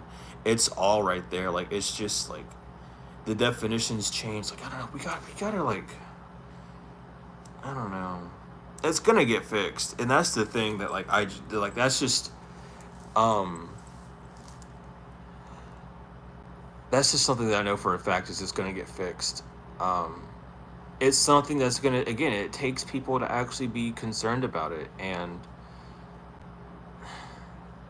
like you can get people riled up and angry, or you can keep it, oh, be love and light, or you can keep it fucking real and combine the two. That's what we're here to do, is to combine our dark with our light, you know what I mean? So yeah, I'm gonna say what I gotta say, and people aren't gonna like it, but I'm not gonna tell you to go die in a hole because you don't agree with it, you know? And I'm not gonna tell you to go bash people, but I'm also, you know, but I'm gonna tell you to go be nice and love people. You gotta have the balanced ground, and that's what people miss. Is like all these, like, and that's why they're called false prophets, because a prophet would not do harm.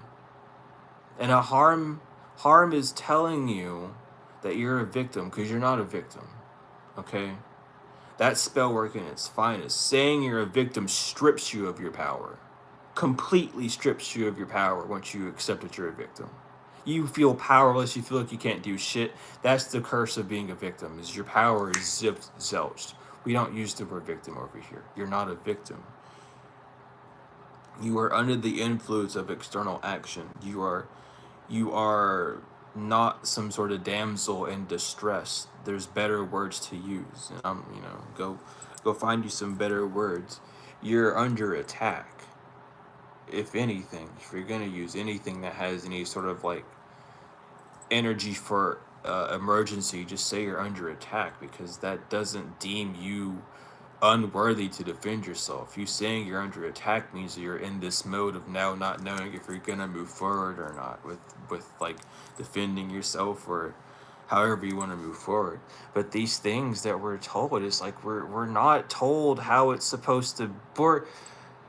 We're told how it's supposed to be, and then that fucking sends our rational, polarized brain like off the chains apparently, and we're either extremely love and light and against anything that has to do with any sort of like push or bluntness, or you are pissed off at the world and you're not really any different from anyone on the 3D because you're doing just as much harm by saying you want to hurt other people, and you're so fed up that you're willing to go out and hurt people and yada yada. It's like, come on, like let's keep it real. We're not supposed to be some sort of like fucking like Buddha God energy, but let's keep it real.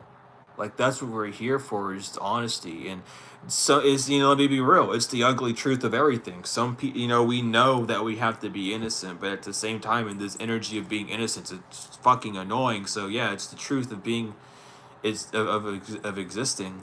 But you just like, this is the experience, this is the wake-up call, this is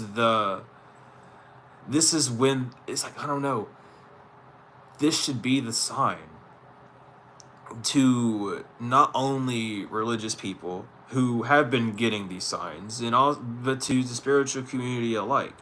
We hear the same readings all day long, which in itself is a repetition spell because it's the same fucking energy. I don't know how many other times we can talk about these karmic, same ass group of karmics.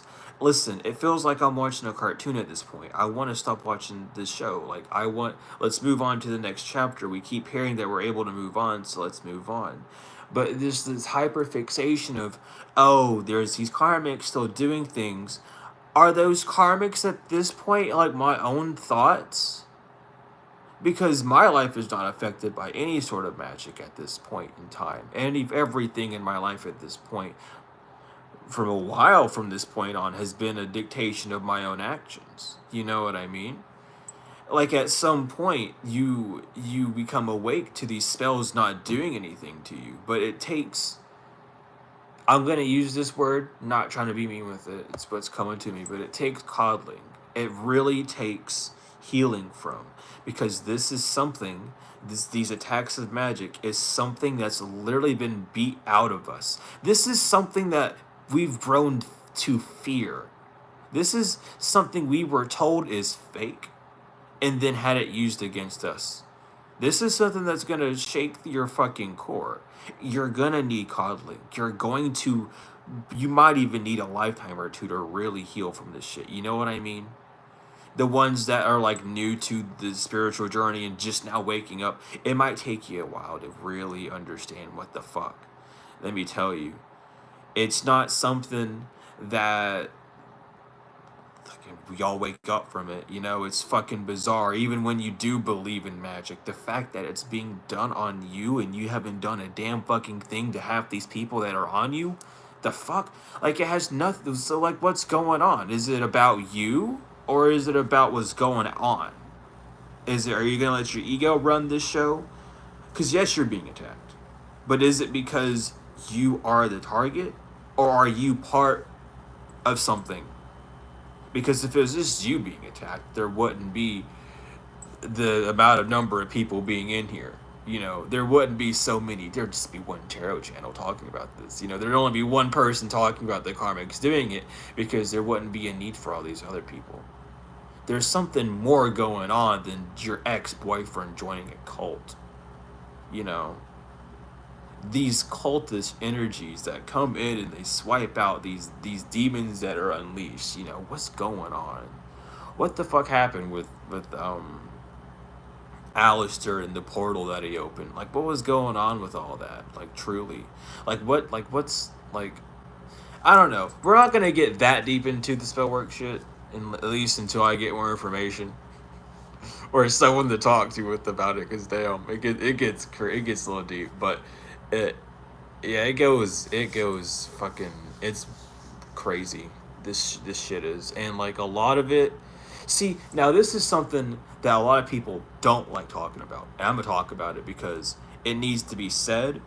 And you know, I come from a neutral standpoint. I'm not here, you know, to make anyone mad, but I just know that someone's got to talk about this shit. Someone's got to ruffle feathers and do it in a way to where, like, even if you don't agree with what I say, it doesn't like piss you off into acting out rash. Because listen, no one needs to be screaming at no one in the ear.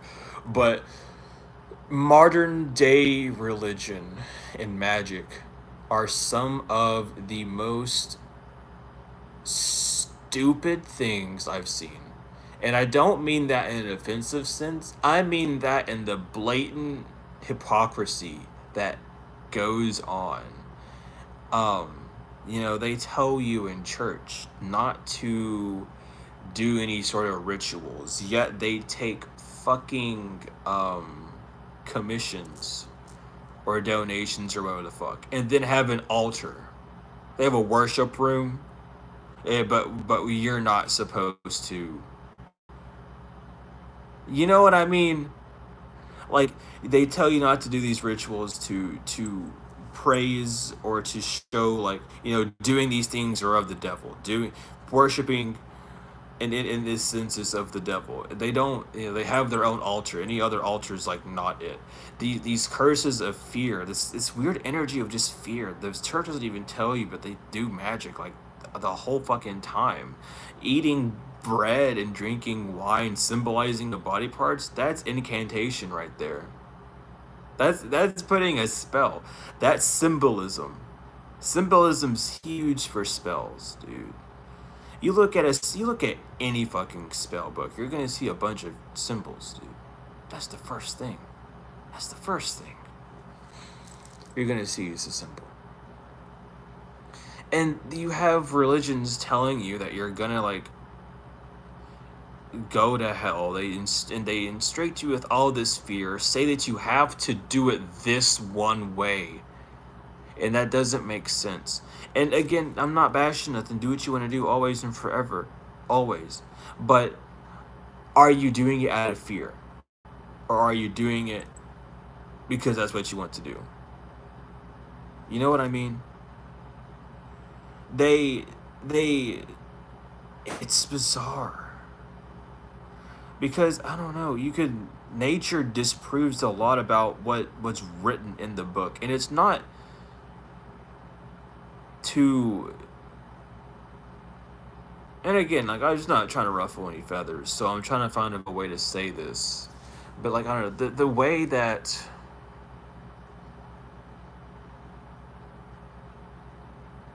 I don't know, it's so weird because the way that religion is ran is not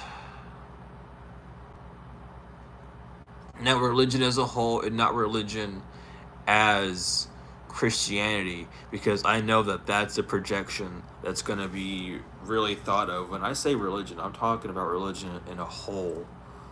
I don't mean religion as in Christianity. I'm talking about religion, any religion. You know, you're going to a place of worship, and that place of worship is where you're doing this ritualistic work of energy manipulation. Regardless, these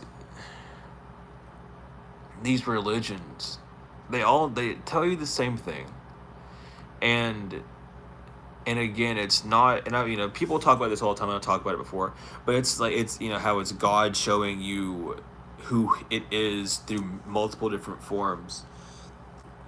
Um, and then using the Bible as like lessons, and not even just the Bible, but the Quran and all sorts of other texts. Oh my God, what is it called? I have it. I just don't remember what it's called. Fuck. Don't remember. Oh well. Well, anyway, all these religious texts and scripts, they're teaching you about you. They're teaching you about you, and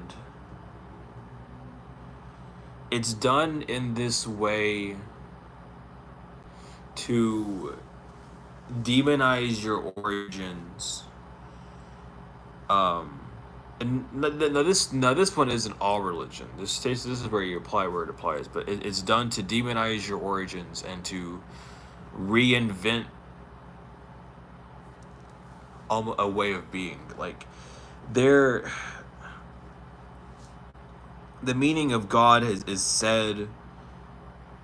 I mean, like, for Pete's sakes, God has 72 names. So what is God at this point? A better word for God at this point would be mystery, or it's fuck magic at this point.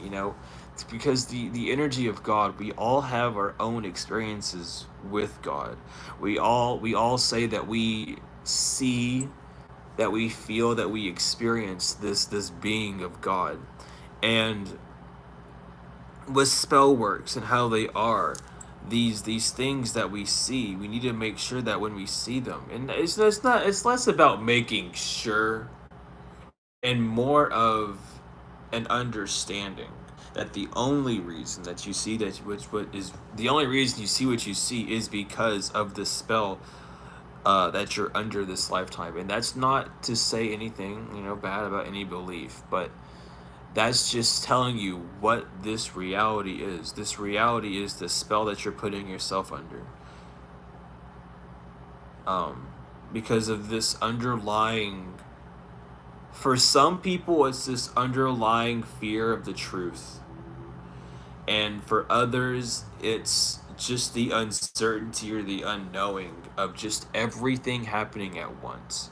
So there is no incorrect version. There is no incorrect thing happening. Like, that's what it's meant. Everything's made from the divine. The divine is nothing but pure. The divine is not dirty. The divine is not awful. The divine is pure. It's whole. There's two sides to it. It's whole. It's complete. It's full. But when we're down here, on such a small scale, we see things up close, and we see things in this way of good and bad, or right and wrong, or right from wrong. No, you don't. You know what you want to do, and you know what you don't want to do. What is right about that and what is wrong about that, unless you put a finger on it. Unless that person decides that their actions were not the best, there is no dictation for something being right or wrong. That is your ego wanting control over a situation because you believe that you have a higher understanding than them in their situation. That's crazy. That's the ego right there. That's how it works.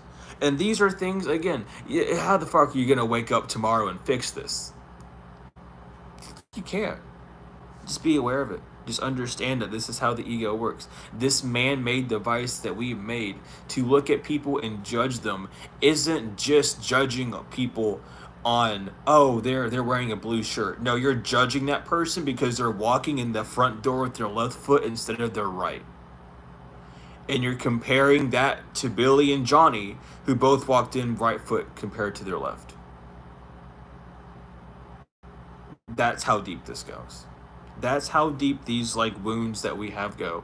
No one wants to talk about it. We all want to focus on the soft, fluffy top sides. Well, where's the ones really trying to help this shit out? And it's not saying that it's not helping it out. Many are called, few are chosen, because this shit, like, it's not easy. It's not easy at all.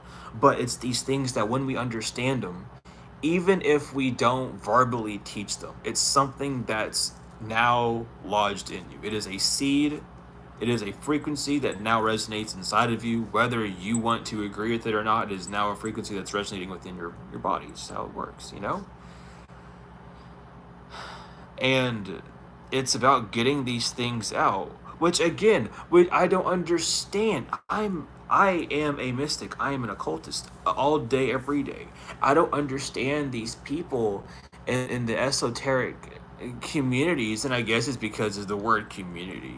But everyone keeps things so gated, and everyone like laughs at people for asking questions and saying this doesn't matter. Here's the thing, dummy. If something didn't matter, it wouldn't exist. And what? Like, come on. You cannot be a mystic. You can't say you're an occultist or a mystic or esoteric person if you're not at least questioning something. The whole grand mystery of life is based off of these ways of beings that now seems outlandish and scary, but it was the way our ancestors lived. We don't have all this information that we're now able to build up upon out of fucking nowhere. We weren't just born right. I mean, maybe we were. I don't know. But you know what I mean? There's information that has existed in the past that's allowed us to build up on. How the fuck did it get here? Someone had to think about those questions. These things, not the fact that they didn't exist, but our attention was focused on them. They had a greater effect on consciousness now, but instead of it allowing our, instead of it like being something that makes us aware, we're using it to blame. It's like, oh, I can't jump high because of gravity. I hate gravity because I can't jump high. Like, why are you hating gravity because you can't jump high? That has no, like, that's not gravity's fault. You just can't jump high. That's your fault. Gravity is not stopping you from jumping high because not everyone jumps at the same height as you. You understand what I'm saying? We escape these things that we do is literally because we keep talking them and producing that energy out. And these are things that we hear, but we want to ignore. We don't want to take can. It's like pollution, right? That whole funny thing. We all take can in pollution. Same fucking shit happens spiritually. If you cannot accept that you take part of pollution every day, living on this earth, then you can't accept that you're polluting your own energy field. The reality is just a mirror of you, of what's going on inside, and it's a deflection of the truth that's going on, that's creating all these messes and shit's going wrong. And then you think of a random thing. Oh, what if this happens? Oh, that's a wrong thing. That's bad if that happens. So now you have bad things happening. We're gods. Understand that from the day you're even thought about being conceived by the divine, you are a god. You know, it does not matter what happens on the outside of you. You control how you perceive and how you feel about anything and everything. And they want you in this energy of fear, of cloudedness, of overbearing you, of bombarding you with so many things that you need to learn, despite needing to just really learn about who you are, because that's what the fuck's going on. You know how, like, listen, like, because like, how many times have you gone to the doctor, right? And your doctor doesn't know what the issue to your medical issue is. They don't know what the deal is. They don't know why your medical issue exists. They don't know how to help you with it because you've been on multiple medications. That's because you're not supposed to go to the doctor and fucking drug yourself up. You listen to your body. We used to be able to solve these things.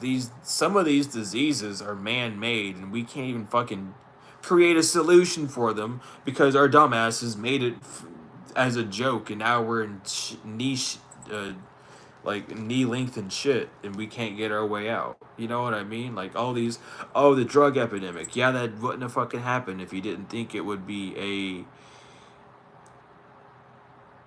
idea to do what you did. But we're not jumping into stuff of that nature. But you're catching what I'm putting down.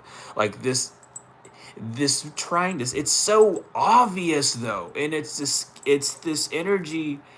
And like I say, it's obvious because I've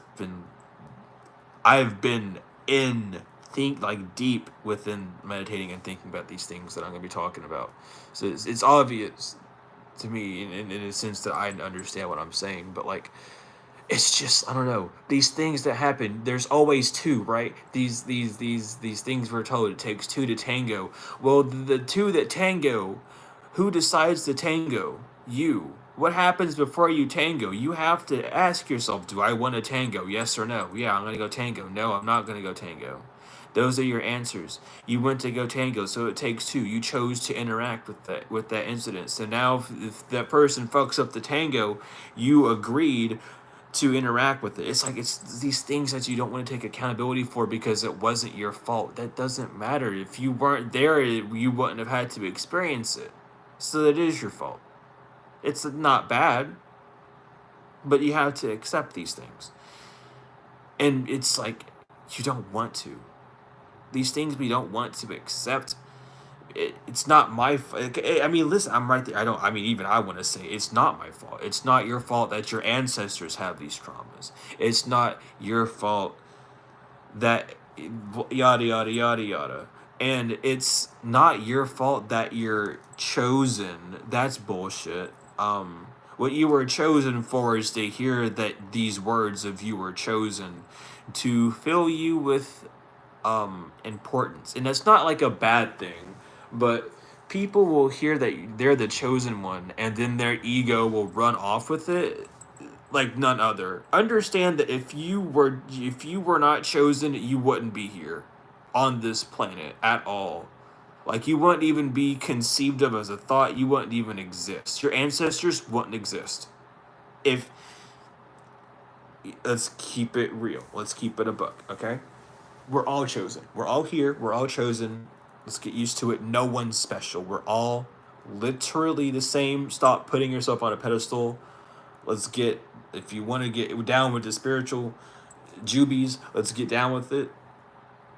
You can look back in the times, every god knew that every god had power. There were arguments that happened, yes. There were fights and battles that happened, yes.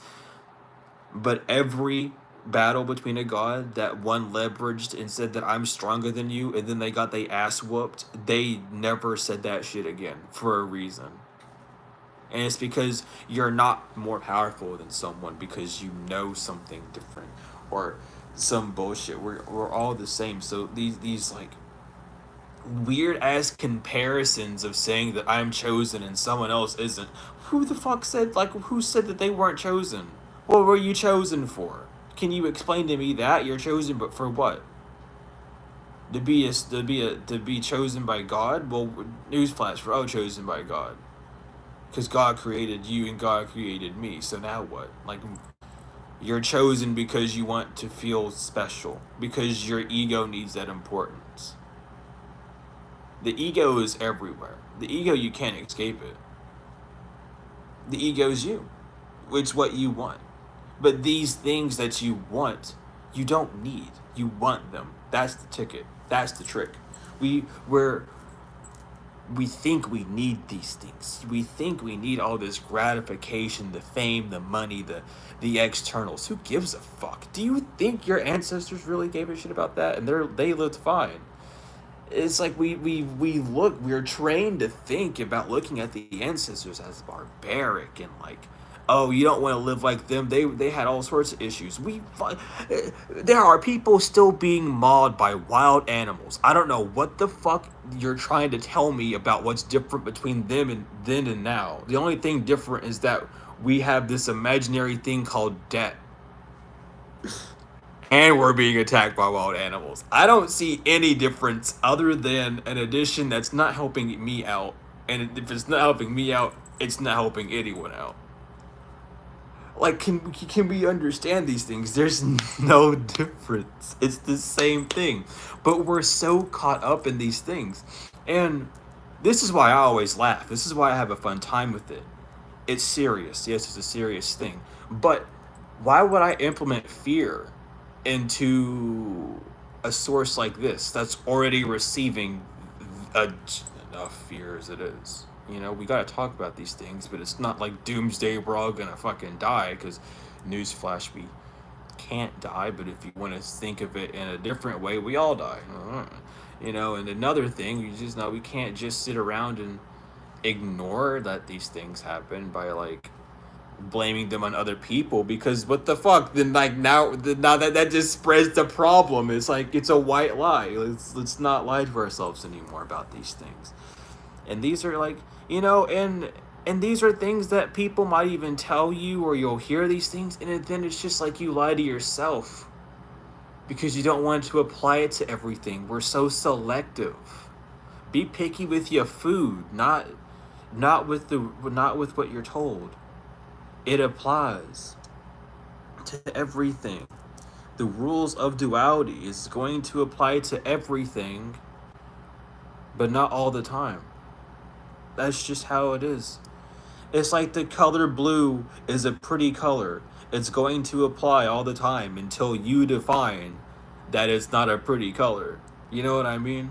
And you can come up with a million combinations for that if you really feel the need to do that. But at the same point, why would you define something as something unpleasant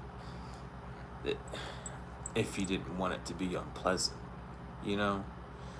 And this higher consciousness that becomes more aware and more talked about, it becomes easier to almost input into the collective.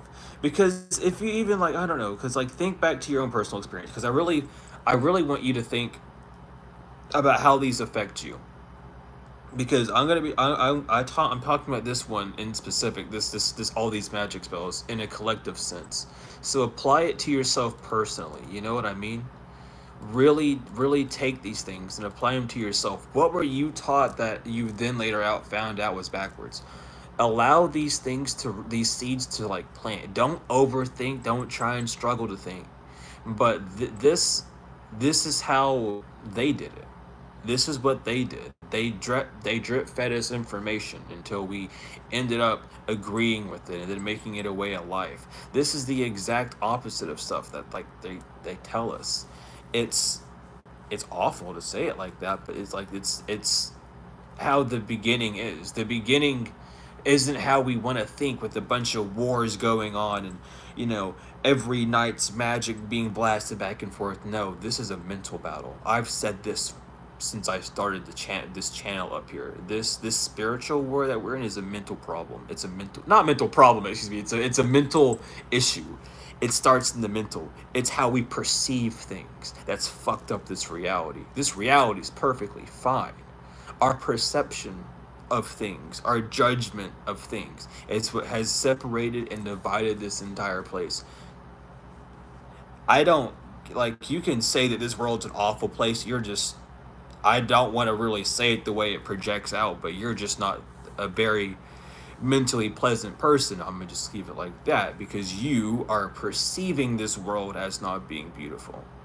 That's the way that you are looking at it. That's your energy, not the world's energy. The world is just reflecting out. And I'm not sitting here saying the world's like a bunch of rainbows. I'm just saying what's happening in the world is it's following the laws of the universe, which is being a reflection.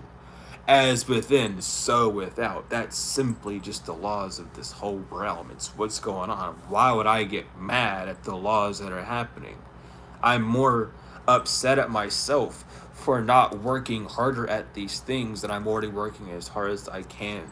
You know what I mean? And it's not even as in a sense to put pressure out on myself, but it's like, why didn't I realize sooner is how it is. And what can I do to actually push these things to being more aware? Because I know that there's a lot more people who are aware of these things, but it's that thing.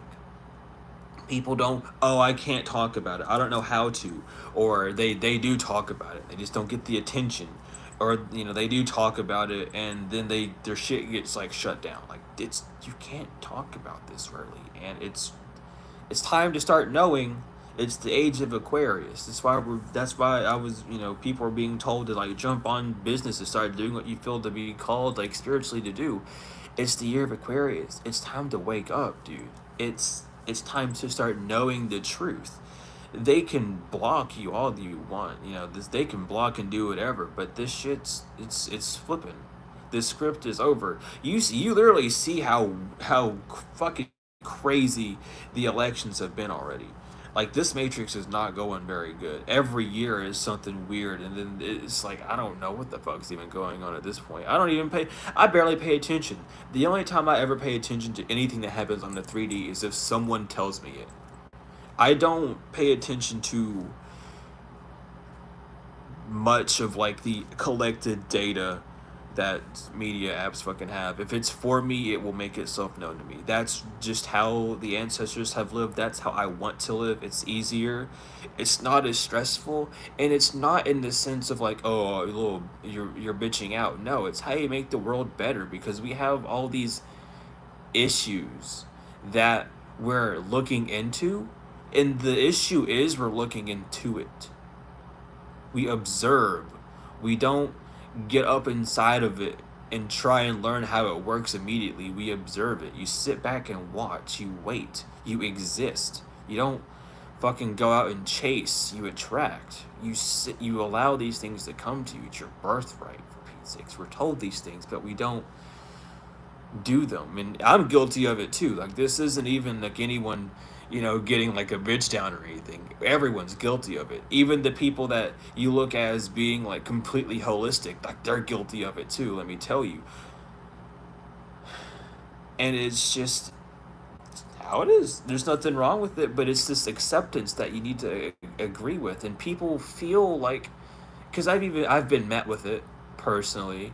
I've know how it affects people. I see people that start talking like this at the get go, and I haven't seen them see much of light of day.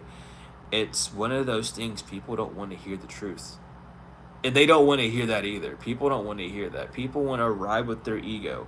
People want to be bandwagoners. I don't like this person, but I'm not gonna like them because I love myself. What the fuck does that mean? What are you saying? Your love towards yourself is hatred towards someone else. That does not compute. You love yourself so much that you hate someone. That's wild. You know what I mean? Like you have to understand that like the ego is there. You have to be more aware. And this is something that even I struggled with. And it's something that there was a period on this channel where I was getting pissed off at readings. Like I was getting mad, and I noticed it before people started commenting about it, and I really got self-reflective, and I was like, I don't know if I can even upload videos anymore because it was just like I was getting mad. But that ego is there, and it's because we're told these things of, oh, it's going to work out, your justice is coming.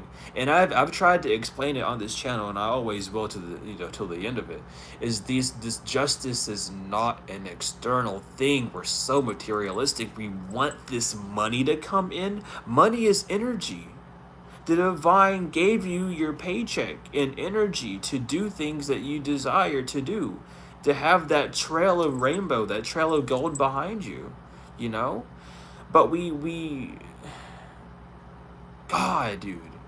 You see, they got us fucked up bad. Because if they have us thinking like doing work for God is gonna immediately give us like a physical paycheck. That's what we're waiting for spiritually, is the actual paycheck, is like we're doing stuff spiritually to receive a physical abundance. Are we here to be spiritual, or are we here for some sort of fucking revenge plot against someone that fucked you over? What are we really here for? You know what I mean? To each their own, and the healing journey is the healing journey. But there is a difference between those who are still healing and need to be able to digest the information even more. And there are those that just run off ego and want to wish ill on their ex, but they deserve it. You don't understand spirituality, you know. Everything is deserved, everything is in divine order. But everything is also a reflection of you, and that's part of the mission, is to become unite with yourself is to connect to yourself again, to see yourself in others. And others is not just things that are living, but things that exist. Like everything is a reflection of you. I don't think some people understand this. And some people have to do like a copious amount of drugs, or like ayahuasca or whatever the fuck to really understand these things. Like that the bed you sleep on is you, because you are your own like shelter, just nurturing station for yourself, where you go to your bed to get rest, you go inside of yourself to rest your soul. Like these things that you use to get, like everything's you, your computer is literally you go to your computer to search the internet, this technological archive for information. And then you can also go inside yourself and look at your information. And people don't want to think about it like that. People think that that's like silly and stupid. But ancestors knew this, which is why they were able to tell you all the planets in the fucking sky without having a telescope. It's why they were able to make the pyramids. It's why they were able to do all these things. They knew about electricity. They knew how to conduct things. They understood all these things. But now when you talk about it, it's seen as crazy and weird because they've made so many movies about this shit that whenever you look at reality, it looks fake. But when you look at this weird ass show that they're putting on in front of you, that's real. I'm just saying, I'm just telling you, because these things, like, it's, you don't wanna look at the truth. It's like you gotta, everything that you hear, you have to apply it to everything. To treat nature, this world, with respect is it. The way of the spirit is to respect everything and to mistreat none. And that's something that, again, stretches further than just flesh and bone. This, like animals, plants, your house, your way of living, your breathing, the nature, the wind. Not being like, oh, fuck, this water's cold. You know what I mean? Like the way of the ancestors was blessing everything, was really showing grace for everything. Nothing was useless. And now we call everything useless because it doesn't do what it's supposed to do, because you're not doing what you're supposed to do. We're using all these, I don't know, we're using all these terms, but we're not understanding them. And the ones that do understand either aren't speaking up or they're not getting pushed out enough because, again, people don't want to hear the truth.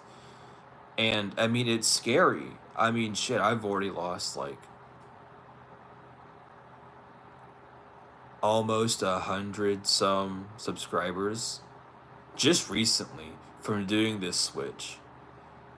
Because we're gonna get the truth out. I'm not here for your ego. I'm not here to fucking feed you what you want to believe. I'm here to help you, dude. I want to break this shit. I want to go home. Like dead ass. I want to go back to spirit. I want to go chill with my ancestors again. Like I got a mission. I'm here to do it. And we got people here who are doing the missions and they're doing their part. I'm just doing mine. But we got to get the true speakers out there again. This knowledge has been pushed under, and it's like the people that spoke the truth could be heavily punished because of the year of Pisces. It was deemed irregular to do during that year. It's the year of Aquarius. We can start learning about all this shit again. So start spreading this type of knowledge out. Start spreading to people that are talking about the truths, the deeper meanings of cards, of tarot, the deeper meanings of life, esotericism, these things that were hidden, like spells and shit. The reason why the awakening of like, oh, how can you tell if you're under attack of this spell? The reason shit like that's been waking up is because the year of Aquarius. We're able to talk about these things again. We can open up and be free without worrying about the divine law attacking us because someone wants to say because of the year of Pisces, they want to say that XYZ's happening. That shit don't fly no more. This is the age of truth. It's time to stand up for what you know. It's time for knowledge. So let's start doing this shit. Let's start building it back up. And again, it's nothing like wrong or bad, but it's just like it's something that has been so like I don't know, people are mad for a reason. It's because they get shut down when they talk about it, and the people that talk about it, they're on other platforms, you know, we're spread all over the fucking place. But it's time to really start like talking about it again, because I don't know, man, it's weird. um I don't know, man. I don't know, I just don't. There's so much more. I don't know, man. I just don't get it. I don't get it. I don't I question a lot though. I've questioned things a lot since I was young, but people like when we do collective readings, even when I do collective readings, it's one of those things that even when you're not a reader, it. I mean, at least for me, whenever before I was even reading, it clicked. I don't know if it clicked for anyone else, but I really asked like, how do you even get like a collective reading? Like, what is that like? And while doing a collective reading, it really is just messages from everything. The general concise message right now is someone's upset at the truth being exposed. So they're trying to do certain spells, certain illusions, certain magic to block messages from coming out. And there's like three people that are majorly involved, or 2 to 3 groups that are involved, that are all losing their shit and not being able to, there's messages being tossed around and people leaving. It's this splitting of not only versions of you, people from you, versions like past versions of you, and as well as just like on the collective scale, on the global scale of like leaders going in and leaving out. These spells that are being eradicated, it's like they have to step down off the power. We get so used to personifying everything. We're not people. Stop. We are not this flesh. You know? On this realm we're called humans, yeah. For sure. Tenfold. Hell yeah. On Earth we are called humans, beings of light, human. Man mind. The light of mind, knowledge. Yeah, you can say we're humans here because we're learning everything about the word sparks up pretty well. We're just things of light. And hues are different colors, experiencing different things, different colors, different vibrations, different feelings. We're a mind. We're using our mind to navigate. Our minds are 2 of them. We got 2. But I don't know. It's these things that people don't like. I think it's just. I think it's a fear. I think it really is just a fear, because I don't know, man. This trauma shit goes crazy, because you gotta remember there are some people that like go through this magic attack, and it's like a family curse. Like, there's so much going on, and these are generational curses, and some of these people have been cursed like this for eons ago, doing dumb shit back then. You know what I mean? But again, it's this hyper fixation. We don't know how to control our energy because we're so sporadic looking around. And I don't want to talk about them like this, but like I'm just not going to them. Suppose that. But like a friend, I've been comparing myself to a past friend recently, because they haven't been in the best of moods. And I do this a lot, and again, it's nothing to be mean. I just observe. I just don't like. I cannot stand whenever there are events happening around me, and I'm not at least trying to not like describe what's going on, but just exist in the moment. Like when I people watch, I don't like sit around and dictate what they're wearing. I sit and I would just stare at them. I would just allow them to exist within my like peripheral. And it's just something about like watching people react. I just love watching things. I just observe. If I could sit all day and do nothing but watch, fuck, I'd do that. I mean, technically that's all anyone really does anyways. We all kind of sit around and watch, but like it's I don't know. You will learn so much. You'll understand how like funny it is. Cuz like when people watch, some I don't feel like I don't know if people understand when they people watch that they're really just watching themselves, because when I people watch, I'll see someone like almost trip over themselves, and I'll watch them play in their head the whole no one seen me trip. Like I didn't trip. I don't know what the fuck they talking about. I'm just watching. I'm seeing them relay that shit through them. I watch people like self correct, and it's not in the bad sense either. It's just like I do that, and it's not. And again, it's not in a sense of like an amazement or like a oh wow we're all the same. It's just understanding myself more. Why do I feel the need to say to myself, to soothe myself, oh, I almost tripped, I'm okay? Like, why does that send panic?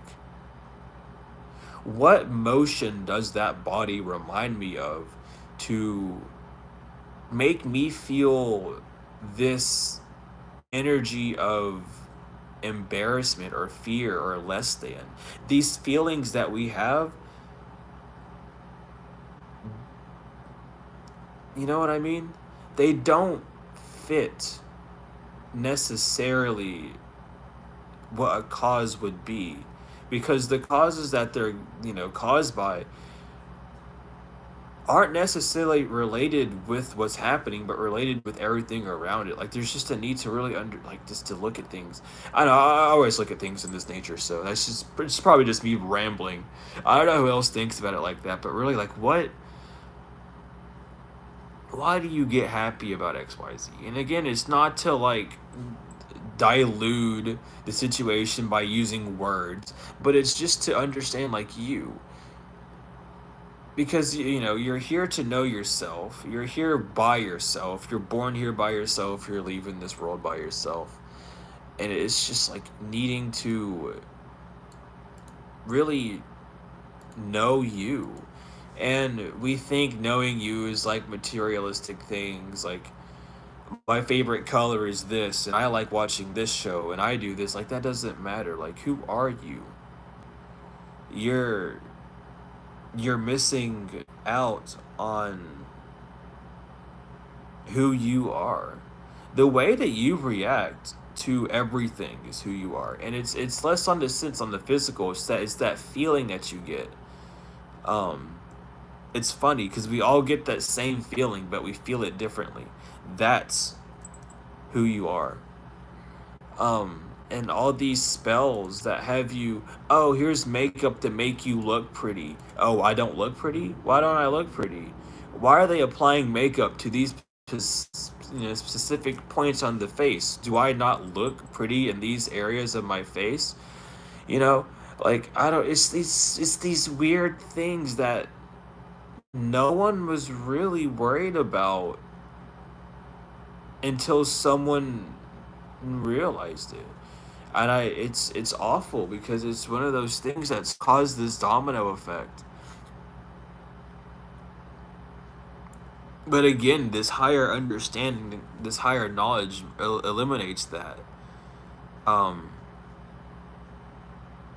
it's just beautiful. That's why you always have to like reflect on who you used to be in a non-judgmental way. Some of you might be blessed enough to have that person around you. And I say it that way because sometimes it's easier to see your full true image if it's an actual physical manifestation as opposed to how you remember something.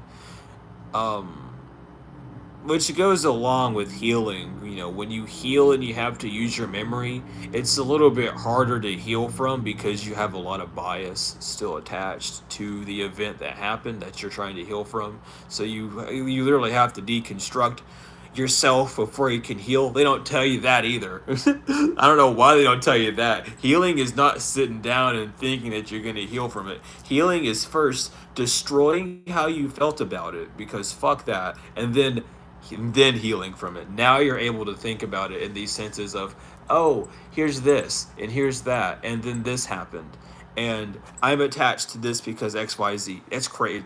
They don't tell you these things. It's hard. You know, it's not when you're starting off, you're not going to tell someone that that's how you heal, because that's not going to be any help to them. But when you reach a certain level of understanding, it's good to know this, because I mean, at some point you're like, how am I healing?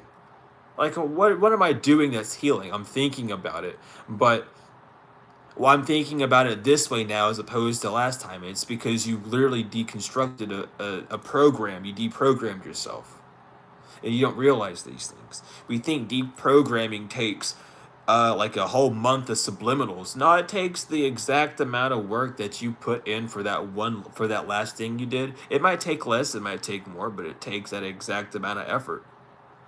That's all it takes.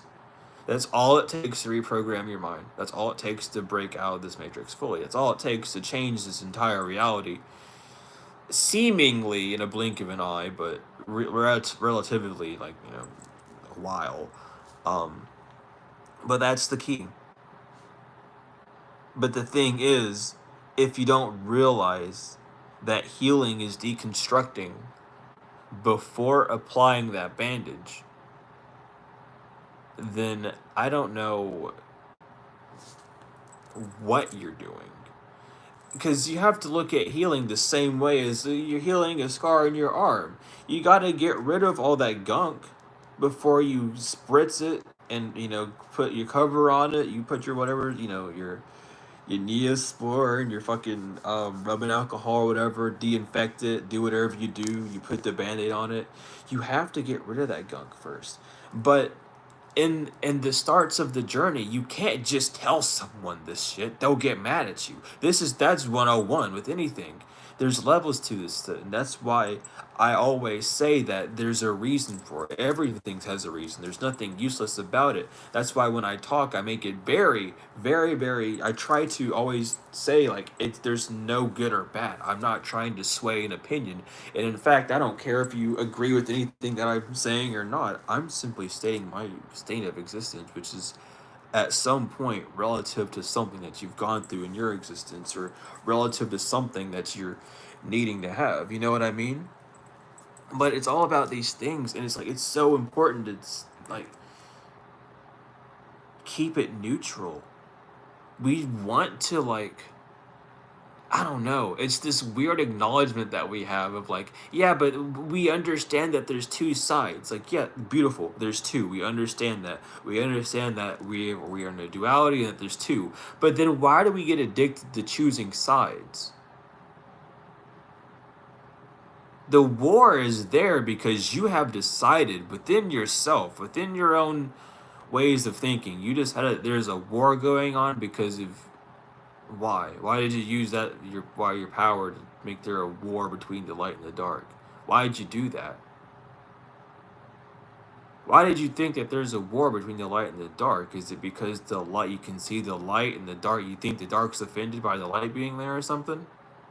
No, that's how it is. That's how it's supposed to be. We make up these things. It's crazy. It's the balance. There's no good or bad. There's no light or dark. There just is. It's both at the same time, happening at the same time. And it's this weird thing. We really want to, like, seem better. It's this weird ego. I don't know. Listen, I don't know how they made ego. I want to see where ego was first, like, majorly influenced. That's a point in time I would love to remember, because this little thing is so tricky. It's so weird, because you have to, like, Your ego will do so much. It will try to make you feel bad. It tries to make you feel fear. Your ego wants you to think that you're not going to survive in this world if you listen to your feelings. Your ego wants you to know that, wants you to think, excuse me, doesn't want you to know shit. Your ego wants you to think that you're all alone and that no one's out here to help you. And that because this one person did it, everyone's going to do it. And your ego wants to be alone. And it needs to, when it's alone, it needs to be congratulated and applauded because it's doing it by itself. And if it doesn't get that, then no one's seeing the hard work it's putting into. That makes no, like, that's such a self-centered point of view. I don't know, like, that's awful. That's what the ego does. This is that egocentric spell. Like, where did that come from? How did we go from we're all connected to each other and we're all this glorious, like, frequency moving throughout space to it's me? How did that happen? Can someone explain, like, who did that? Well, I mean, I probably have a book coming in that's going to explain a little bit about that. I don't know, but that happened down the line. You think? Have you thought about that? Like, we come from, like, the divine, right? The ego's a man-made thing. So when was it fucking created? It's the thing. It's this thing, this ego's created, and we all created at different times. I think. I feel like the ego is just a concept that just wasn't paid attention to as hard, because it's always existed. It's the ego is just a judgment, a comparison. If you really want to get down and nitty with it, the ego is judging you and putting you on a greater or lesser scale than someone else. But when did it become such of an issue? Like, even leaders were with their tribesmen at the start. Like, no one was above anyone. And then all of a sudden, we started glorifying people. Like, these are the false idols. The false idols aren't these entities that you think they are. These false idols are literally you, like, putting someone else on a pedestal that you yourself are on. And then being told, it's like you don't believe yourself because of a contradiction belief. Like, a lot of people, well, not a lot of people, but a few people that I talk to, when I say the statement that they're a god, they always tell me that that's impossible. But it's one of those things where it's like, it's not, though. Like, you're telling me, I don't know, it's like you missed the point almost. And it's like I don't know, dude. It's so weird. The way the collective conscious has created itself recently is so bizarre, because these words that had infinite potential are now, like, stuck. They have one meaning and there's nothing you can do to get rid of it. Like, I remember, like, I don't know, like, I'm saying I remember as if I'm old. Okay. I see where my brain's at. But I don't know, you can't say gay anymore without people thinking that you just mean, like, a person rather than it being, like, the energy of being happy. You know what I mean? It's like these things are existent. I don't think we realize it at all. It's really bizarre how it happens, but we have ended up really, I feel like we took this shit that they were running with and ran with it a little bit too well. You know what I mean? I don't know, man. But there's just so much. We got to remember what we were taught in childhood. I feel like,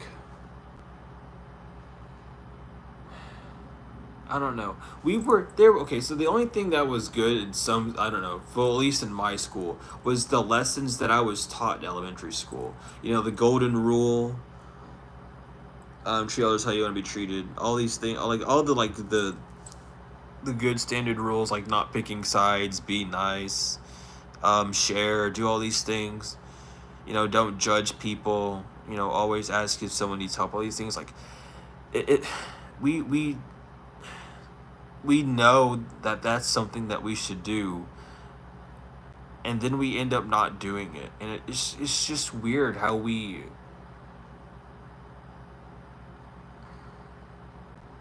I don't know.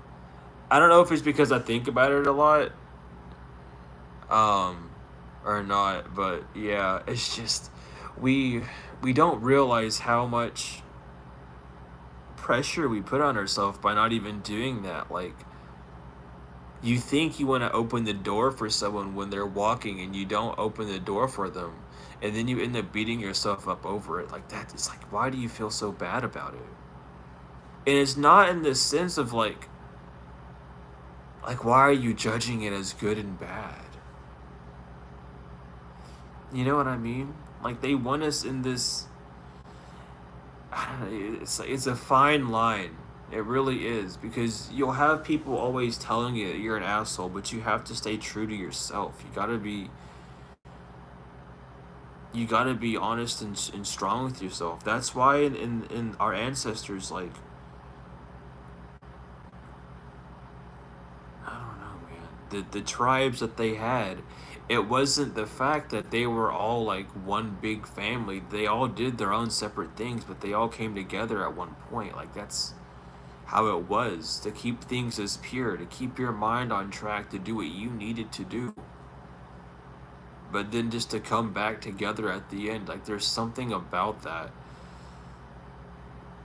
everyone wants to do on this earth, but for some fucking reason, anytime anyone tries to do something like that, someone gets mad. And I feel like that's like an inclusion thing, where people feel like they're not allowed to do something, or they're not invited because they don't fit the criteria. And it's just like, why are you getting upset at that? Like, we see where we need to go. It's just, I don't know. It's like, it's a slight, like, it's a work in progress, because people see what we need to do, but we every time the first stage happens, we're immediately met with anger. For some reason, the energy that the divine gives us just makes us mad. I don't get it. Because we get the download from the divine to talk about some things. We get the download, we get the energy from the divine to, like, talk about what we need to talk about. We get it to start what we need to start up. But for some reason, we get like this attitude. Do you know what I mean?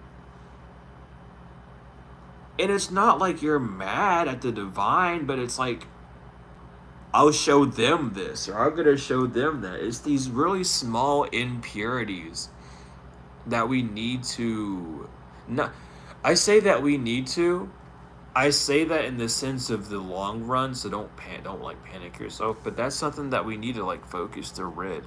Because, like, everything that we do is taught to us.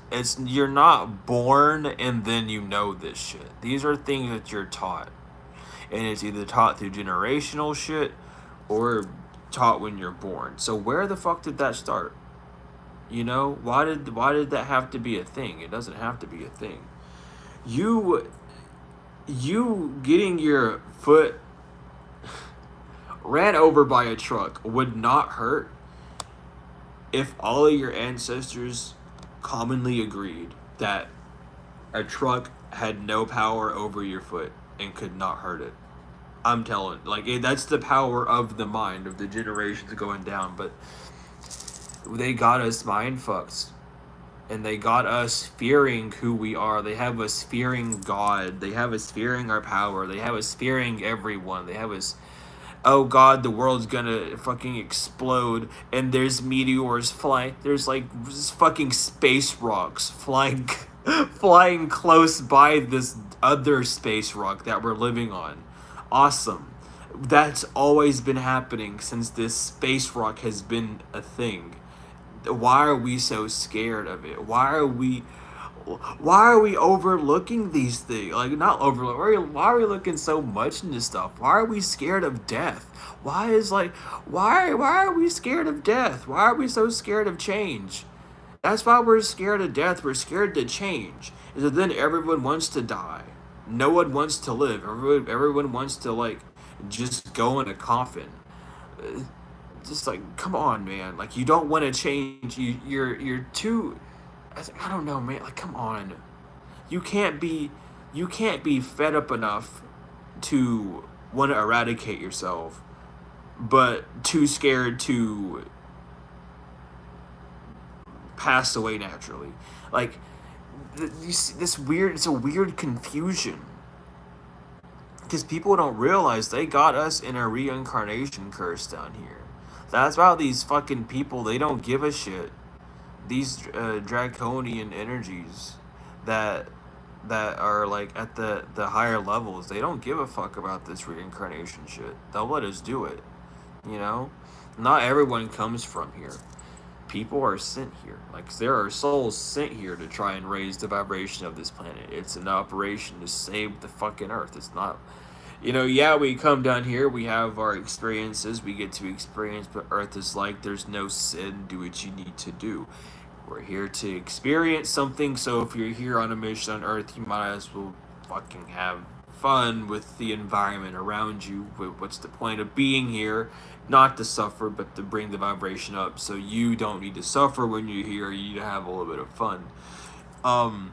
Which is the tough lesson to learn, because this place isn't really that fun when you first are here. You need to learn how to create calmness within the chaos and actually see routes where you're able to make fun instead of just letting things smack you around like a ping pong table. But we come here, there's people that just keep reincarnating here. There are people that are sent here from all over doing whatever the fuck they're doing. And it's not in the sense to, and like, I don't know, we feel like we feel like we're in this we feel like we need to, like, make this planet 100%, 1,000% clean. I don't know where that ideology comes from, where something has to be 100%. Technically, there's only 9 numbers, because numbers are just symbols, and there were 9 symbols that we used to signify numerology. So I don't know where this number 100 comes from. I'll keep it a buck with you like that. So that percentile range that we have doesn't really mean anything. But people feel like there's like some sort of,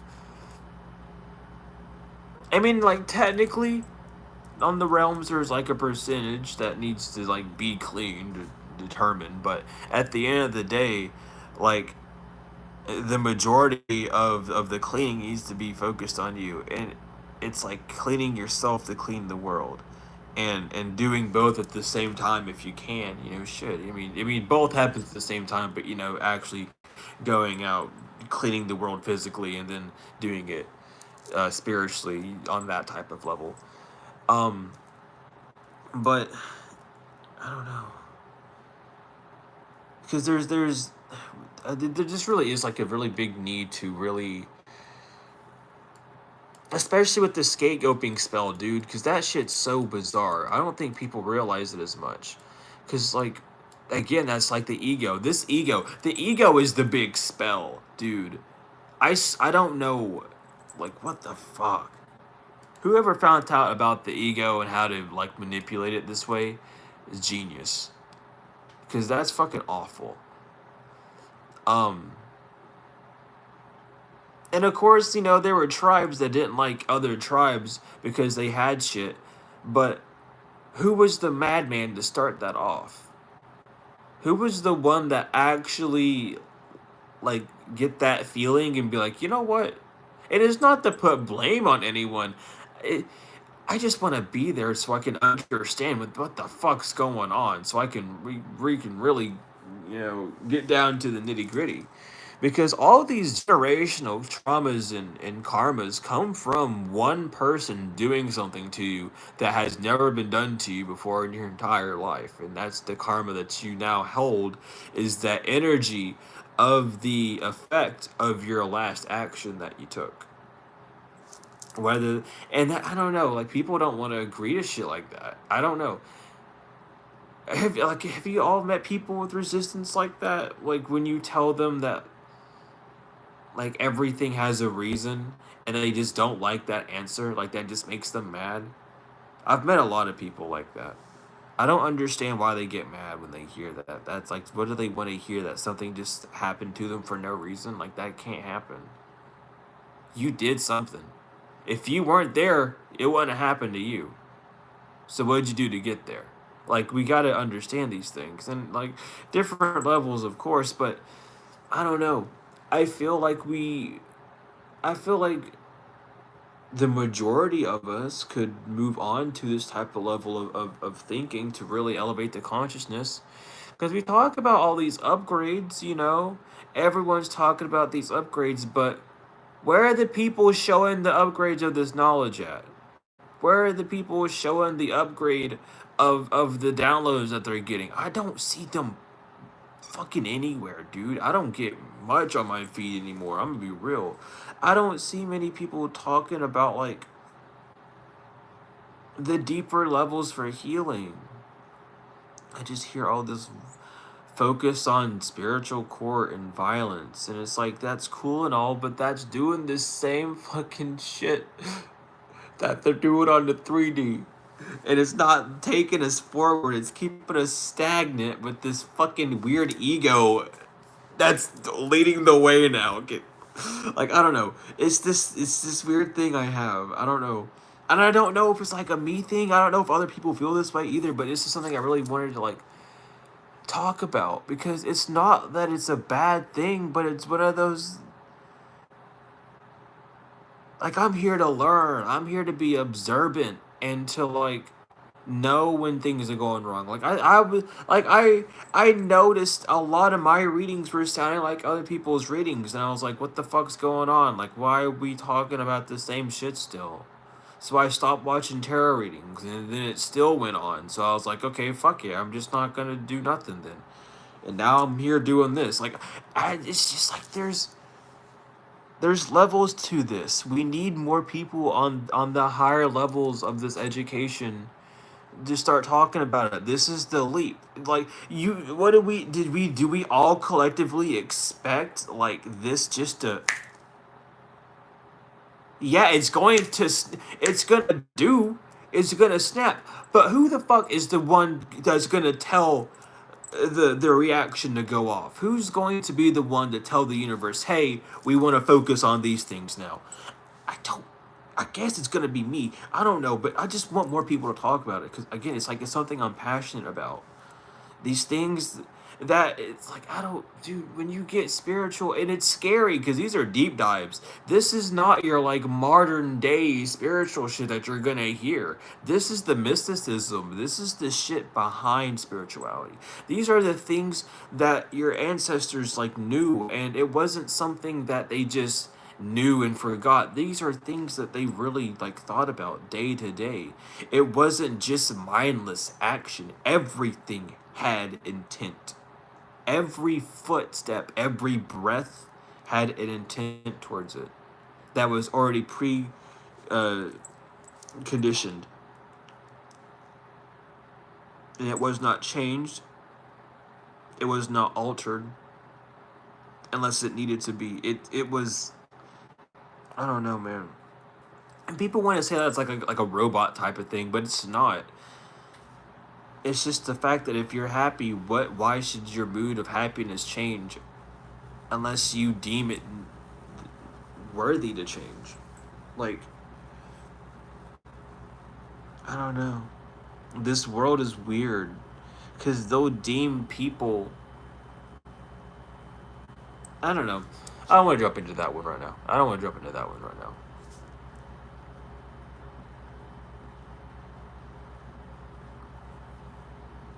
But yeah, but life imitates art and art imitates life. And that's something that people really need to understand as well. Like, you know, in therapy, they literally will take like children and tell them to draw a photo, and based off of that photo, they will tell the parent's child how they're doing, you know? And you can do the same with yourself. You can use those same techniques for drawing a picture for yourself as well, but understanding that everything is the imitation of what it came from, and everything comes from spirit. It is it's the thing. It's the spark that's needed. And, you know, it goes into the infinite loop, just how energy is. But really paying attention more, and that goes back, you know, to the beginning of this, however long it's been. This goes back to the beginning, where like colors in magic, and just paying attention to what colors resonate with you. When I say everything, I mean everything. There are people in this world that say like, "Oh yeah, I hear a car horn, I take that as a sign." If I see the color blue multiple times in a short time period, that's a sign to me. There's something that I'm not telling myself. So I'll sit and I'll pause and I'll wait for myself to talk. These are things that we have to wait and allow our body to understand to do. These are things our ancestors did automatically. And do you see how we're held back now? We're not held back because people doing magic on us. We're not held back because of that shit. Our ancestors had that shit happening to them too. They were still moving forward. The only thing that's limiting us is our brain, is ourself, is our lack of awareness. We feel like we're so aware, and we've dumbed it down to we're strong because we have thumbs and we're able to speak English. Okay, you're speaking English, the same language that's put you under a spell for the past however long, how many centuries, you know. But regardless, we're gonna talk more about everything here. There's a lot more points. There's a lot more points I want to talk about. This is something that's going to be a while, but these are how readings are going to go for a minute. These are how videos are going to go for a minute, because I never started this channel out to just be a tarot channel. I'm someone that wants to know the truth. I have always been a truth seeker. I got into tarot because I wanted to know the truth, not to know what the fuck was going on. So this is like what this is. But regardless, thank you all for being here.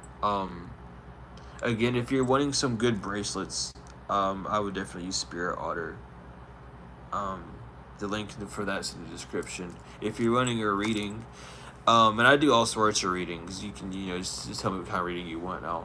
I'll whip it up for you. If I can't do it, I'll let you know. We can talk about it. But you can email me, or you can use the Google Sheets in the description. You can also email me if you want to be part of the Google chat room that we have.